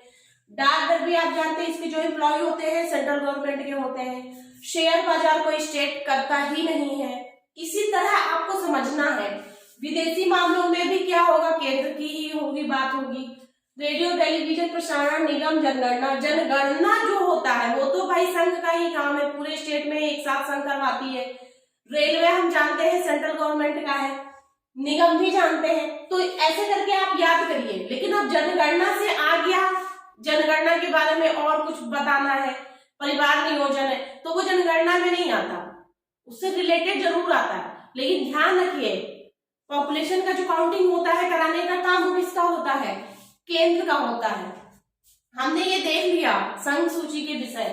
अब राज्य में देखिए हम दो चीजों से बहुत अच्छे से जानते हैं कि एग्रीकल्चर हमारे स्टेट लिस्ट में है, पुलिस हमारी स्टेट लिस्ट में है, ये 2-3 चीजें बहुत अच्छे से जानते हैं। तो आप क्या करिए, जो भी पुलिस हो, चाहे रेलवे पुलिस हो, चाहे कृषि हो, चाहे कोई भी, कृषि में भी पंचायत भी तो आ जाता है, क्योंकि कृषि पंचायत क्या होता है, पंचायत छोटी जगह होती है, वहां पंचायत बैठती है, जो मुखिया लोग होते हैं। तो ऐसे रिलेट करके आप याद करिए। देखिए, पुलिस, रेलवे, लोक सार्वजनिक व्यवस्था, भाई व्यवस्था नहीं करेगी, स्टेट गवर्नमेंट सबसे ज्यादा देखिए इस समय कोविड के समय हर एक स्टेट गवर्नमेंट कितना बढ़िया व्यवस्था कर रही है, तो सार्वजनिक लोक व्यवस्था ही तो है। स्वच्छता की भी बात, प्रति व्यक्ति कर होगा, तो प्रति व्यक्ति कर में क्या स्टेट अपने नहीं देखेगी कि क्या है पर कैपिटा स्टेट में? पंचायत, निख्यार निधि, कृषि, कारागार, स्टेट कारागार, ठीक है, इसमें आते हैं। समवर्ती में देखिए वो सूची जिसपे दोनों गवर्नमेंट अपनी अपनी पॉलिसीज बना सकती है, दोनों के कोऑर्डिनेशन से। तो क्या क्या है? वन, विद्युत, गैस, शिक्षा देखिए क्या था, पहले था राज्य सूची का विषय, लेकिन 42वें संविधान संशोधन द्वारा इसको यहाँ पे ऐड किया गया है। हो सकता है ये क्वेश्चन पूछ ले, ऐसे क्वेश्चन पूछे जाते हैं। श्रम कल्याण, आपराधिक मामले, दंड प्रक्रिया, कारखाना, समाचार पत्र, जनसंख्या देखिए नियंत्रण, परिवार नियोजन, सामाजिक बीमा, सुरक्षा, आर्थिक नियोजन, ये किसका है? संवर्ती सूची का, दोनों मिलके बनाते हैं ना। तो इसे आप कंफ्यूज मत होइएगा। अगर आपको देखिए कोई चीज दिखने में प्रॉब्लम हो रही है तो बिल्कुल टेंशन मत लीजिए, मैं बोल रही हूँ दोनों चीजों से आपका हो जाएगा। लेकिन ये जितनी भी चीजें मैं बता रही हूँ बहुत इंपॉर्टेंट है, आप इसको एक भी पॉइंट मत छोड़िएगा। ज्यादा से ज्यादा 2 से 2.5 घंटे की पूरी वीडियो में आपको पॉलिटी समझ में आ जाएगी। इससे कम समय आपको नहीं, कि हर जगह कैसे भी आप पढ़ेंगे ना तो इससे ज्यादा ही समय लगेगा, इससे कम समय नहीं लगेगा। और इतने में ये छोड़ना नहीं है, सब इंपॉर्टेंट है और आपके सारे क्वेश्चन ऑलमोस्ट फर्स्ट ही जाएंगे, ठीक है। और अगर आपने चैनल को अभी तक सब्सक्राइब नहीं किया तो प्लीज सब्सक्राइब कर लीजिए, क्योंकि इसी तरीके से वीडियो और भी आने वाला है। और अगर आप प्रीलिम्स की तैयारी कर रहे हैं तो जल्द से जल्द आपका ये कोर्स भी खत्म हो जाएगा, ठीक है। आगे बात कर लेते हैं। तो ये तो हो गया, आपने देख लिया। अब देखिए कुछ और पॉइंट, जैसे उप प्रधानमंत्री के पद के बारे में। देखिए इसका संविधान में कहीं कोई वर्णन नहीं है, लिखा नहीं है, लेकिन प्रैक्टिस में ये हो चुका है। तो कितने लोग अब तक उप प्रधानमंत्री बने हैं? 7 लोग। देखिए कैसे, पहले तो मैंने आपको बताया था सरदार वल्लभ भाई पटेल जी के बारे में कि उन्होंने गृह वाला उनको डिपार्टमेंट मिला था और वो इतनी मजबूत पर्सनैलिटी थी उनकी कि उनकी वजह से ही पूरा हमारा इंडिया एक हो पाया है, क्योंकि देशी रियासतों को मिलाने का काम इन्होंने किया था। सबकी काउंसलिंग बहुत बढ़िया इन्होंने की थी और इनके अंदर था वो टैलेंट। प्रधानमंत्री तो नहीं बन पाए थे, लेकिन इनको फिर उप प्रधानमंत्री बना दिया गया था, जो कि सबसे पहले थे। इस तरह आप याद करेंगे तो चीजें याद हो जाएंगी। देखिए मोरारजी देसाई, जब जीवन राम, ये जीवन भर श्रम कर रहे थे ना, श्रम मंत्री बने थे, तो जीवन भर श्रम कर रहे थे, तो चलिए कोई नहीं, तुम आपने इतना श्रम किया है तो आपको भी प्रधानमंत्री बना दे रहे हैं। और देखिए जितने लोग हैं चाचा से नाम है, चरण सिंह, श्री वाई चौहान, चौधरी देवीलाल, लालकृष्ण आडवाणी, ठीक है। तो आप साथ में याद रखेंगे, पटेल जी पहले है, मोरारजी देसाई और जगजीवन राम जी जीवन भर श्रम कर रहे थे तो इनको भी बना दिया गया था याद करने के लिए। चरण सिंह, श्री वाई चौहान, चौधरी देवीलाल, LK आडवाणी सबसे लास्ट थे, इसलिए आई थिंक आपको ये याद हो जाएगा। इस तरीके से आप याद करेंगे। अब देखिए विधायिका का क्या क्या नाम है, कहाँ पे, ये भी पूछ लेते हैं। यूएसए में कांग्रेस है, अगर आप नहीं जानते तो ये दोनों देखिए कहीं ना कहीं हम लोग, हमारे संविधान में इनका भाग लिया गया है तो कुछ चीजें मैच करती है। यूके का पार्लियामेंट हमारी संसद, तो ये देखिए पार्लियामेंट, ठीक है। और संसद तो अपने यहाँ ही है। यूएसए का कांग्रेस, इसराइल का नेसेट, इसराइल देखिए नाम ही ऐसा लग रहा है, इज से स्टार्ट हो रहा है, तो नेसेट जैसा नाम भी वैसे ही लग रहा है, सेट हो गया ना, इज तो सेट। पाकिस्तान और बांग्लादेश में कौमी मजलिस, अफगानिस्तान में शुरा, जापान पान क्या डाइट, देखिए खाने में डाइट, पान खाते ना तो लोग खाने के बाद, तो जापान का डाइट, रूस का ड्यूमा, वहां पे क्या है सारी, मतलब सनलाइट बड़ी डिम है, मतलब ऐसे याद किया था मैंने, तो ड्यूमा। फ्रांस का काउंसिल द स्टेट, ठीक है। और वहां का नेपाल का राष्ट्रीय पंचायत, ठीक, इससे ज्यादा नहीं पूछते। अब हम देख लेते हैं संसद के कितने सत्र होते हैं, हमें पता है 3 सत्र होते हैं। क्या क्या नाम देखिए, नाम में ध्यान रखिएगा। मानसून को बोल दो वर्षाकालीन बोल देते हैं, वो गलत है, ठीक है। पहला कौन सा होता है, उसको बोलते हैं बजट सत्र, 4 महीने का, बीच बीच में गैप दिया जाता है, इसीलिए मैं बता रही हूँ। फरवरी में हमारा बजट आता है, 4 महीने काउंट कर लीजिए, मई तक आ जाएगा। फिर गैप जून का, जुलाई से सितंबर मानसून आ जाएगा, तो 1 महीने वेट किया, उसके बाद जुलाई से सितंबर 3 मंथ। फिर शीतकालीन, फिर से गैप, सितंबर के बाद अक्टूबर छोड़ के नवंबर, तो नवंबर से दिसंबर 2 महीने, 4 3 2 ऐसे करके शीतकालीन 3 होते हैं। और 1 साल के अंदर 2 सत्र होना बहुत जरूरी है, होने 3 चाहिए, ले नहीं हो पा रहे कोई बात नहीं, 2 तो मिनिमम आप करिए। और मैक्सिमम इनकी दूरी कितनी होगी, अधिकतम 6 महीने, ठीक है। देख लीजिएगा ये सारी चीजें, ऐसे कोशिश करिए याद करने की। अच्छा, संयुक्त संसदीय समिति कितनी बार हमारे यहाँ हुई है, ज्वाइंट पार्लियामेंट्री कमेटी कितनी बार बैठी है, अभी तक 5 बार। सबसे पहला देखिए बोफोर्स के मामले में 1987 में, अध्यक्ष आपको याद करना है, ईयर याद करना है, और केस तो आपको पता ही होना चाहिए। तो 1987 में बोफोर्स अध्यक्ष बी शंकरानंद थे। 1992 में अभी हाल ही में आप लोगों ने मूवी देखी होगी हर्षद मेहता वाली, तो याद रखिएगा वो, उसमें क्या था, श्री राम निवास वर्धा जो थे अध्यक्ष थे। 2001 में बाजार घोटाला हुआ था, केतन पालिक 2001 में, इसमें कौन अध्यक्ष थे, पीएम त्रिपाठी। 2003 में क्या हुआ था, खाद्य एवं कीटनाशक घोटाला हुआ था, उसमें अध्यक्ष कौन थे, शरद पवार। 5वां जो अब तक का है, अभी तक का है, इसके बाद अभी कोई ऐसी कमेटी नहीं बैठी है, तो लास्ट हमारा जो है 2G स्पेक्ट्रम घोटाले के बारे में है, और ये 2011 में हुआ था। इसके जो अध्यक्ष थे कौन से थे, पीसी चाको। क्वेश्चन बहुत बनते हैं, देखिए 5 ही है तो याद कर लीजिए, पीसी चाको, ठीक है।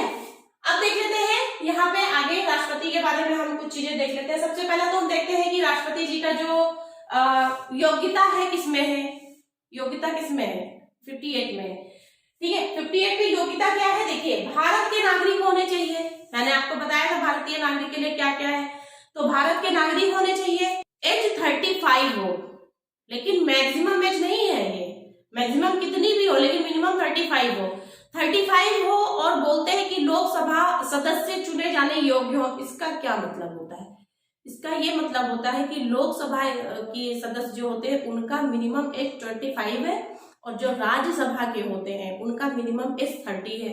तो अगर मान लीजिए कि राज्यसभा के लिए कोई लड़ने जा रहा है और उसकी एज 25 है, 26 है, 27 है, तो वो फिर एलिजिबल नहीं है ना, और लोकसभा के लिए कर रहा है तो मान लीजिए वो 22 का हो, 21 का हो, तो वो एलिजिबल नहीं है।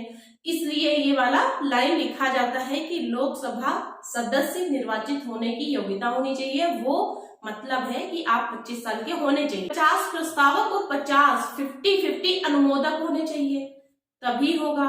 और क्या है, वैध मत का 106 1/6 मत प्राप्त ही होना चाहिए, नहीं तो जमानत जब्त हो जाती है। जमानत राशि कितनी होती है, बहुत ज्यादा नहीं, 15,000, ठीक है। तो ये तो आपने बात कर ली। अब हम देखते हैं कि कौन सा वो पद है जो लाभ के पद पे माना नहीं जाता है।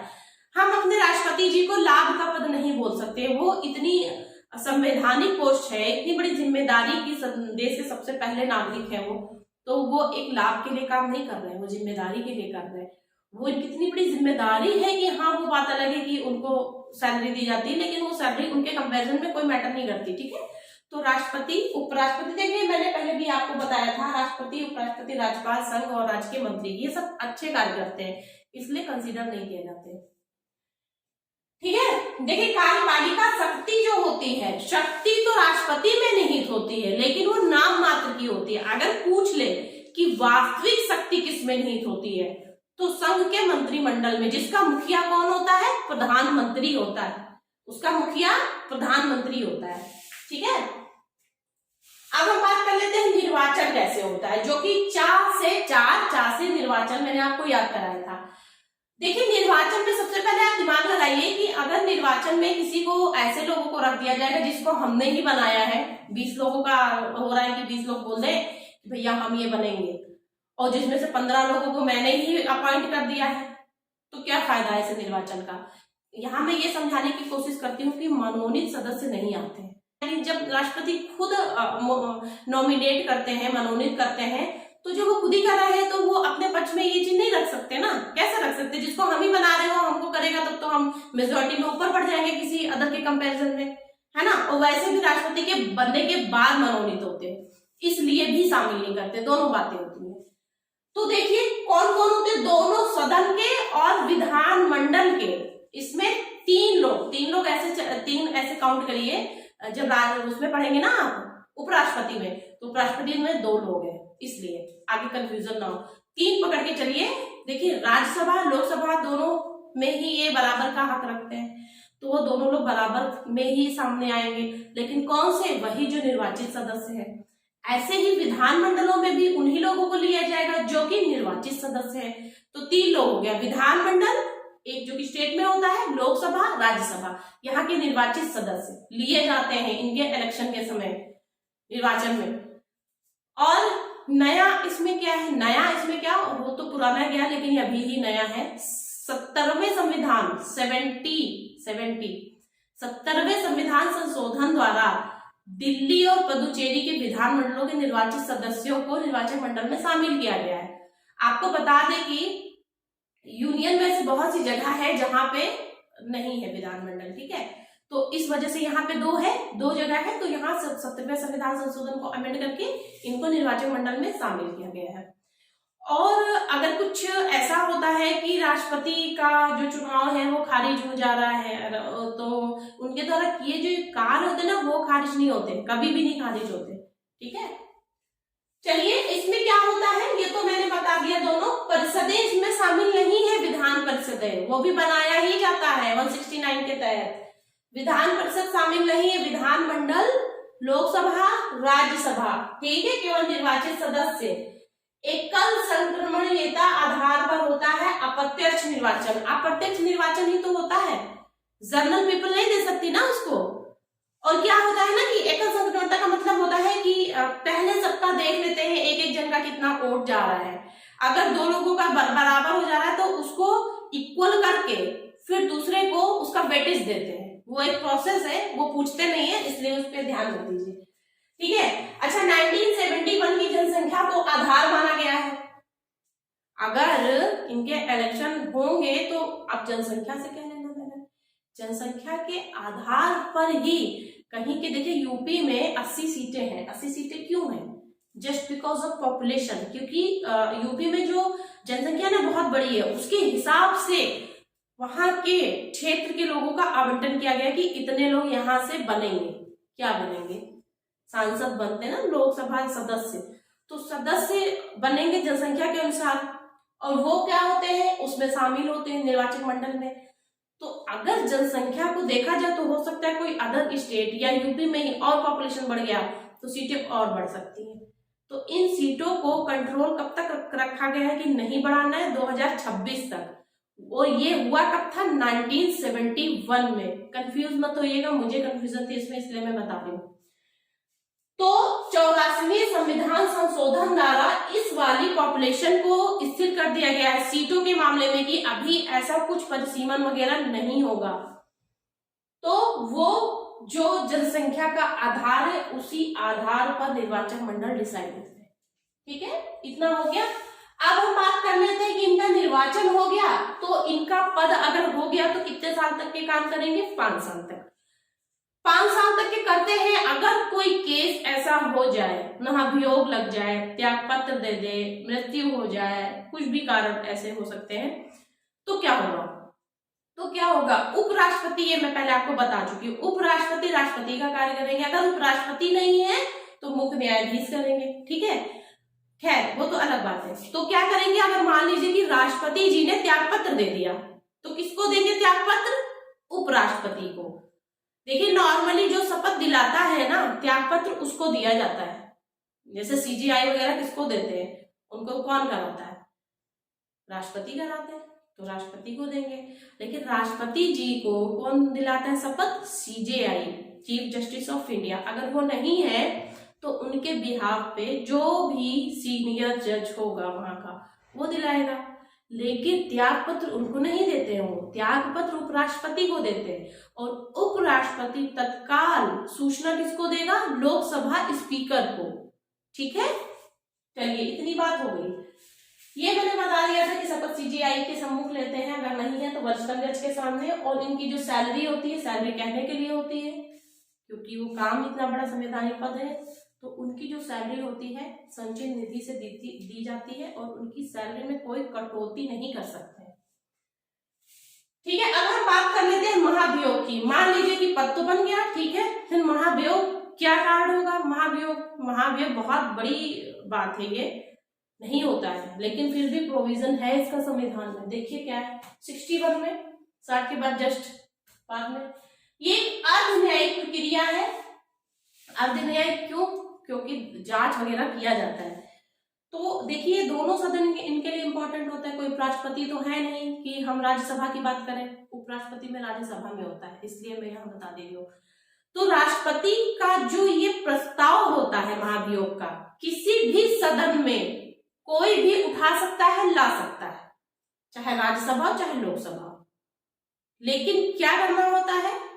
कम से कम 1/4, देखिए 1/4 सदस्यों को उस पर साइन करना होगा, लिखित देना होगा, और इसकी सूचना अगर महाभियोग लाने वाले हैं तो 14 दिन पहले आप राष्ट्रपति महोदय को बता दीजिए कि हम ऐसा प्रस्ताव लाने वाले हैं। 14 दिन पहले सूचना दे देनी चाहिए। 1/4 लोग साइन करेंगे और जो बहुमत है वहां पे सदन के जितने एकत्रित लोग हैं 2/3 लोग इसको बहुमत से पारित कर दें। पारित कर देने के बाद क्या होगा? वहां पे सब कहेंगे ठीक है, ये प्रोसेस कंप्लीट। नेक्स्ट अगर लोकसभा में आया है तो फिर अब नेक्स्ट राज्यसभा में आया तो नेक्स्ट अब लोकसभा में वो प्रस्ताव जाएगा, उस पे न्यायिक जांच होगी और वहां के लोग भी 2/3 से इस चीज को पारित कर दे, बस वहीं से महाभियोग लग जाएगा और पद रिक्त माना जाएगा। ये बात हो गई आपकी महाभियोग की। आपने लगभग राष्ट्रपति के बारे में 2-4 पॉइंट और बचे हैं, हम देख लेते हैं और देख लेते हैं कि ये सब पॉइंट थोड़ा क्या क्या है। देखिए राष्ट्रपति उपराष्ट्रपति चुनाव संबंधी का विवाद, जैसे राष्ट्रपति और उपराष्ट्रपति में इलेक्शन में कोई प्रॉब्लम आती है तो उसका निवारण कौन करेगा? सुप्रीम कोर्ट करेगा। सुप्रीम कोर्ट करेंगे और कब करेंगे? मतलब अभी जल्दी 44 से पहले नहीं था, 44वें संविधान संशोधन द्वारा ये लाया गया है। देखिए सदन के अधिवेशन बुलाने का और समाप्ति का अधिकार राष्ट्रपति जी को है। ठीक, संसद सत्र बुलाते भी, सत्रावसान भी करते हैं। संयुक्त अधिवेशन राष्ट्रपति आहूत करते हैं। संयुक्त 108 आर्टिकल को आहूत कौन कर सकता है? वही करते हैं, प्रेसिडेंट हमारे बुलाते हैं राष्ट्रपति जी। बुलाना मतलब आहूत करना, लेकिन उसकी अध्यक्षता कौन करता है? लोकसभा स्पीकर। ठीक है, देखिए 123 अध्यादेश 6 सप्ताह तक ही प्रवर्तन में रहेगा। ऐसा क्यों? फिर से याद करने की जरूरत नहीं है, क्योंकि देखिए अध्यादेश तब पारित होता है जब लोकसभा में कुछ प्रॉब्लम है, चल नहीं रही है, तब की बात होती है। तो ऐसा तो नहीं है कि वो मतलब चलेगी ही नहीं, चलेगी, कुछ समय के लिए ऐसा है स्थगित होती है। तो 6 सप्ताह के लिए मिनिमम इतना ही, ज्यादा मिनिमम मैक्सिमम इतना ऐसा समय रहता है, अदरवाइज ओपन हो जाता है, या फिर कोई ऐसे इलेक्शन वगैरह का टाइम हो, है ना, जब हम होती है तो 6 सप्ताह तक के परिवर्तन में रहेगा। उसके बाद तो वो ओपन हो जाएगा और जब ओपन हो जाएगा तो वहां पे जाके फिर से पारित कर देंगे, एक्ट बन जाएगा। तो ये 6 सप्ताह तक ही परिवर्तन में रहता है। देखिए पीएम की नियुक्ति राष्ट्रपति करते हैं, लेकिन पीएम की नियुक्ति के बाद और मंत्री जो होते हैं संघ के, उनकी नियुक्ति के लिए सलाह लेते हैं पीएम से, पीएम की सलाह पे करते हैं। और राष्ट्रपति जी क्या करते हैं? 2 एंग्लो इंडियन, 2 आंग्ल भारतीयों का मनोनयन करते हैं आर्टिकल 331 के तहत। राज्यसभा में मैंने बताया था ना मनोनयन, देखिए ये लोग नहीं कर सकते, निर्वाचन में इनका नहीं लिया जाता है, ये लोग एलिजिबल नहीं है। राज्यसभा में साहित्य, कला, विज्ञान, समाज सेवा क्षेत्र से 12 व्यक्तियों को मनोनीत करते हैं। जो सुनते हैं ना ये एक्टर, ये एक्ट्रेस, तो वो यहीं से बनते हैं, नॉमिनेट होते हैं वो। ठीक है, नॉमिनेशन का मतलब ये है कि राष्ट्रपति जी ने बोल दिया बस हो गया। 12 व्यक्ति होते हैं। धन विधेयक, संविधान संशोधन विधेयक को पुनर्विचार के लिए राष्ट्रपति जी नहीं लौटा सकते। कितनी बड़ी बात है बताइए, इस पे रिस्ट्रिक्शन लगा हुआ है कि आप सेकेंड टाइम नहीं बोल सकते हैं, साइन करना पड़ेगा। ठीक है, विदेशों से जो समझौते होते हैं ना, राष्ट्रपति के नाम से होते हैं। देखिए, कुछ और ऐसे विधेयक हैं जैसे कराधान से संबंधित, संचित निधि से निकालने वाले कोई ऐसे विधेयक, या ऐसे कोई विधेयक जो सीधे सीधे टैक्स से रिलेटेड हो, मनी मैटर हो, या ऐसे कोई विधेयक जो किसी की व्यापार की स्वतंत्रता को सीमित करते हो, वहां पे पहले से परमिशन लेना पड़ता है। किससे? राष्ट्रपति जी से पूर्व परमिशन की जरूरत होती है। चलिए, आपने इतना कर लिया, आगे देख लेते हैं हम। अब हम आगे देख लेते हैं, राष्ट्रपति किन किन लोगों की नियुक्ति करते हैं। बहुत क्वेश्चन ये पूछा जाता है। देखिए, इसका एक ट्रिक समझिए कि जितनी चीजें आपने पढ़ ली है वो तो आपको पता है। जैसे अटॉर्नी जनरल के अगर रिटायरमेंट हो जाता है तो कोई बाहर प्रैक्टिस नहीं कर सकते हैं, वो प्रसाद पर्याप्त रहते हैं किसी भी समिति में, और उसमें बोल सकते हैं डिसीजन के रूप में या एडवाइस दे सकते हैं, लेकिन मत देने का अधिकार नहीं, क्योंकि ये संसद के कोई भी सदस्य नहीं है। इसलिए ये बात मैंने आपको बता दी थी। 5 साल या 65 वर्ष, विच एवर इज अर्लियर होते हैं। CAG के बारे में है ना, और सुप्रीम कोर्ट, हाई कोर्ट के न्यायाधीश, राज्यपाल, PM और संघ के मंत्री, इतने तो आपने अभी पढ़ लिए हैं। मुख्य निर्वाचन आयुक्त, तो ये सब चीजें आप जानते हैं। उसके अलावा देखिए, ये सब मैंने यहाँ लिख दिया है, ये सब आप पहले पढ़ चुके हैं। संघ के मंत्री, राज्यपाल, सुप्रीम कोर्ट, हाई कोर्ट के न्यायाधीश, CAG, AG, लोक सेवा आयोग के अध्यक्ष, सदस्य, मुख्य निर्वाचन आयोग, इतना आप पढ़ चुके हैं। अब बाकी में देखिए, मैंने लिख दिया सभी आयोग के अध्यक्ष, जैसे राष्ट्रीय महिला आयोग है, राष्ट्रीय मानवाधिकार है, राष्ट्रीय अनुसूचित जाति जनजाति आयोग है, राजभाषा आयोग है, वित्त आयोग है। इन सब के अध्यक्ष की भी नियुक्ति हमारे राष्ट्रपति महोदय जी करते हैं, रक्षा बलों के प्रमुखों के भी। ठीक है, तो ये एक ट्रिक है। इन सब चीजों को ऊपर वाले को तो आप पढ़ ही रहे हैं, पॉलिटी में पढ़ भी चुके हैं। और बाकी सभी आयोग के अध्यक्ष लिख लीजिए, कोई भी आयोग का अध्यक्ष पूछ ले, राष्ट्रपति जी करते हैं। ठीक है, अब हम देख लेते हैं कि जो संसद हमारी होती है वो 3 तरीके से बनती है ना। संसद में 3 पार्ट होते हैं, कौन कौन सा होता है? लोकसभा, राज्यसभा और हमारे राष्ट्रपति जी। तो जो राज्यसभा है वो उच्च सदन है, और जो लोकसभा है वो निम्न सदन है। ऐसा क्यों? ऐसा इसलिए कि राज्यसभा कभी भंग नहीं होती है, और लोकसभा क्या है भाई, गवर्नमेंट बदलेगी वो भी बदल जाएगा, इसलिए। ठीक है, देखिए, ऐसे विधान परिषद को समाप्त तो किया जाता है लेकिन भंग नहीं होता। सेम विधान परिषद और राज्यसभा स्टेट के उसमें देखेंगे तो सब कुछ लगभग एज वाइज और चीजें मैच करती हैं। तो जो विधान परिषद की बात करेगा कि अगर इसे भंग किया जा सकता है तो वो ऑप्शन गलत है, समाप्त तो किया जा सकता है। आपने देखा था कि जो जिसपे डजंट अप्लाई, जो संविधान संशोधन होता है, अमेंडमेंट किस पे होता है? इसी पे होता है, आर्टिकल 3 पे और 169 पे, जो कि विधान परिषद के बारे में है, बनाना और समाप्त करना। ठीक है, अब हम राज्यसभा के बारे में देख लेते हैं। 1952 में इसका स्थापना हुआ था, और इसमें संख्या कितनी हो सकती है? 250 हो सकती है, 250 हो सकती है, लेकिन वर्तमान में 245 है। कैसे? 233 जो है, 233 हमारे निर्वाचन क्षेत्र से आते हैं, बाकी 12 आपने अभी देखा है कि नॉमिनेशन होता है बाय द प्रेसिडेंट। दोनों को मिला के देखिए 245 हो रहा है, और इसमें एज मैंने बताया है ना 30 साल। तो अब आप उपराष्ट्रपति जब पढ़ेंगे तो उपराष्ट्रपति में देखिए, उपराष्ट्रपति पे क्या है, 2-3 चीजें चेंज है बस। उनका जो प्रस्तावक मंडल है 25 होना चाहिए। ठीक है, और राज्यसभा के सदस्य की योग्यता होनी चाहिए, वो क्या होती है? यही 30 वर्ष होना चाहिए। लेकिन ऐसा नहीं है कि जो राज्यसभा के लोग PM नहीं बनते हैं। देखिए, इंद्र कुमार गुजराल है, इंदिरा गांधी है, और हमारे मनमोहन जी हैं, बहुत लोग हैं ऐसे। तो बाद में क्या होता है ना कि 6 महीने के अंदर बन जाना चाहिए, बस ये होता है। अब ऐसा कुछ नहीं है, ये एज वाला ही इशू है। देखिए, राज्यसभा कभी भी भंग नहीं होती है, इनके सदस्यों का कार्यकाल 6 साल तक होता है, और 6 साल तक ऐसे ही बढ़ता रहता है। कैसे? 1/3, 1/3 सदस्य दूसरे वर्ष, हर दूसरे वर्ष 1/3 सदस्य सेवानिवृत्त हो जाते हैं और नए लोग फिर आ जाते हैं। ऐसे ही देखिए, है ना। तो ये चीज चलती रहती है। फर्स्ट बैठक इनकी हुई थी 13 मई 1952 को, फर्स्ट जो मीटिंग थी। धन विधेयक के संबंध में 14 दिन का समय केवल सिफारिश के लिए इन्हें दिया जाता है, जिसे मानना मतलब स्वीकार करना या नहीं करना टोटल लोकसभा पे डिपेंड करता है। कोई अनिवार्यता नहीं है कि जो ये संस्तुति देंगे उसे मान लिया जाएगा। हो सकता है कुछ बढ़िया बता दे, इस वजह से बस दिया जाता है। वित्त आयोग देखिए आर्टिकल 280 में आपने पढ़ा था। इसके फर्स्ट जो अध्यक्ष थे केसी नियोगी थे। 1952 से 57 तक 5 साल के होते हैं। 15वें एन.के. सिंह है। इससे पहले 14 में कौन थे? 14th वाले वाई.बी. रेड्डी। इन्हें क्यों याद करना है? क्योंकि इन्होंने सीधे सीधे स्टेट को जो कंट्रीब्यूशन बढ़ाया था 10% बढ़ा दिया था। मतलब 32 था, 32 से 42 कर दिया गया था। इस वजह से ये हो सकता है रेलेवेंट हो जाए, पूछ ले।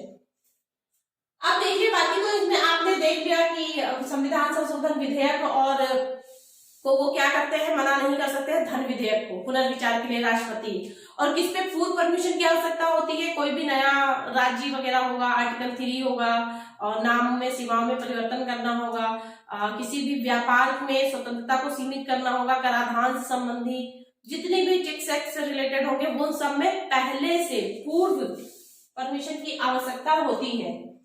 अब राज्यसभा में देख लीजिए कि क्या होता है। राज्यसभा में त्याग पत्र या मृत्यु से कोई जगह खाली हो गई है तो अगर उपचुनाव होता है तो नॉर्मली देखिए राष्ट्रपति या और जगह क्या कहते हैं 5 साल तक वो रहते हैं, लेकिन इसमें थोड़ा चेंज है।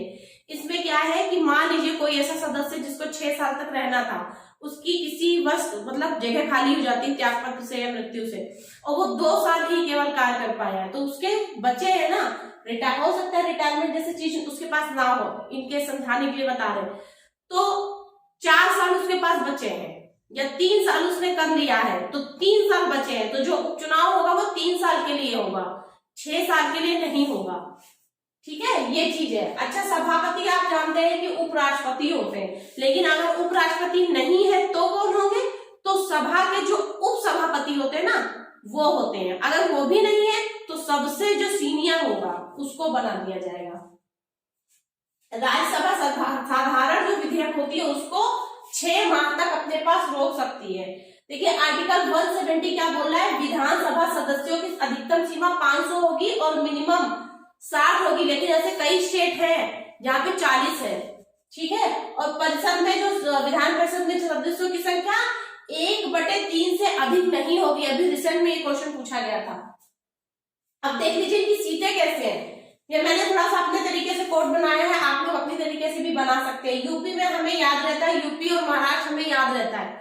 यूपी में 31 है, महाराष्ट्र में 19 है, तो इसको याद करने की जरूरत नहीं पड़ी क्योंकि ये चीज पहले से पता थी। जब प्रिपरेशन में नहीं थे तब भी ये सब चीजें न्यूज में देखते देखते। देखिए 10 राव से आप कैसे याद करेंगे? रा से राजस्थान और वाव से उड़ीसा, 10 राव, ऊ आ रहा ना उड़ीसा, तो यहाँ पे राव हिंदी में लिख दिया है। तो 10 राव और 11 आगम, 11 आगम मतलब आ से आंध्र प्रदेश, गा से गुजरात, मा से मध्य प्रदेश, 11 सीटें। 16 बीबी के 12 कान, 16 बीबी के सिर्फ 12 कान, बाकी कहाँ चले गए कान? ठीक है, तो 16 बिहार बंगाल के हो गए और 12 कर्नाटक के हो गए। 7 तेल की आब मतलब नदियां, 7 तेल की नदियां, आब का मतलब नदी, तो पंजाब इसमें क्योंकि 5 आब है वहां पे इसलिए याद मैंने बना लिया था इसको। तो 7 तेल की आब मतलब 7 तेलंगाना और आ से असम और बात तो आपको पता ही है पंजाब। 5 गढ़ हरियाणा में है, मतलब हरियाणा और छत्तीसगढ़ में 5। झारखंड में देखिए, झारखंड में वो कौन है जो 6 बहुत मारते हैं और हमारा वर्ल्ड कप जिताए थे? जी हाँ, महेंद्र सिंह धोनी झारखंड के हैं तो छक्का बहुत मारते हैं, ऐसे मैंने याद कर लिया था। जम्मू में 4, उत्तराखंड में 3, ये सब इतने कम वाले हैं कि इजीली याद हो जाते हैं। केरल में 9, दिल्ली पुदुचेरी देखिए जब इलेक्शन का होता है हम लोग बहुत देखते हैं, दिल्ली में 3 सीटें, दिल्ली में 3 सीटें, पुदुचेरी में संघ शासित से यही लोग देखिए निर्वाचक मंडल में भी शामिल किया गया है। तो दिल्ली पुदुचेरी में 1 है, देखिए बाकी सब में 1 है, तो पुदुचेरी को अलग इसलिए दिया, 270 जो 70वें संविधान संशोधन है वो अलग से इसीलिए दोनों को अलग कर दिया है। तो दिल्ली में 3 है, पुदुचेरी में 1, बाकी सब में 1 है। इतना आपको आराम से याद हो जाएगा। राज्यसभा की सारी जगह याद हो गई, कितने सदस्य कहाँ पे है, कौन से स्टेट में। अब देख लीजिए, हम लोकसभा के बारे में देख लेते हैं। लोकसभा की देखिए, सब ये भी 6 मई 1952 को स्थापना इसकी हुई थी और सदस्य की संख्या नॉर्मली संविधान में 500 लिखा हुआ है पूर्व में पहले, लेकिन अभी वर्तमान में कितनी हो सकती है? 552, 552 हो सकती है, लेकिन है कितनी? 545, 545, हमें पता है ये बात। तो देखिए कहां से क्या क्या लिया जाता है। 530 हमारे राज्य क्षेत्र, निर्वाचित क्षेत्रों से लिया, राज्यों से, और 20 लिया जाता है संघ से, यूटी से, और 2 हमें पता है एंग्लो इंडियन। तो ये कितना हो गया? 552, लेकिन है कितने? 552 तो नहीं, वर्तमान में कितने? तो कहां से कम होता है? देखिए संघ से कम हो जाता है। संघ में कम कर दीजिए, अगर आप इस बैलेंसिंग आपको पता है तो आप याद करने की जरूरत नहीं, आसानी से पता चल जाएगा। 545। फर्स्ट जो अध्यक्ष थे जीवी मावलंकर थे, और फर्स्ट इस समय वर्तमान में कौन है? ओम बिरला, इसके अध्यक्ष, लोकसभा स्पीकर। इनकी एज 25 होती है, ठीक है। और बिना अनुमति के अगर 60 दिन तक कोई भी सदस्य नहीं सदन को ज्वाइन करता है और बताता भी नहीं, इन्फॉर्मेशन भी नहीं देता है, तो उसकी सदस्यता खत्म हो जाएगी। कौन ऐसे थे? चौधरी चरण सिंह। फर्स्ट फीमेल स्पीकर कौन थी? मीरा कुमार, फीमेल के रूप में पूछ सकते हैं। अब यहाँ पे शीट्स देख लेते हैं कि क्या क्या है। हमें यूपी की और महाराष्ट्र की पता रहती है। यूपी की, क्योंकि हम यूपी में है, 80, और महाराष्ट्र की 48। बाद में देखिए मैंने अपने हिसाब से इसे याद किया था, आप लोग अपने हिसाब से कोड बना सकते हैं। इसमें मैंने अपना कोड इसमें नहीं दिया कि हो सकता है आप लोग अपना बना लो, मेरा सामने रहेगा तो बनाएंगे नहीं ना, इसलिए। तो आंध्र प्रदेश में 25, वेस्ट बंगाल में 42, बिहार में 40, तमिलनाडु में 39, मध्य प्रदेश में 29, कर्नाटक में 28, गुजरात में 26, राजस्थान में 25, उड़ीसा का 21, केरल का 20, तेलंगाना का 17, झारखंड का 14, असम का 14, पंजाब में 13, और छत्तीसगढ़ का 11, हरियाणा का 10, जम्मू कश्मीर का 6, लद्दाख का 1। पहले ये 7 था, अब बढ़ गया है।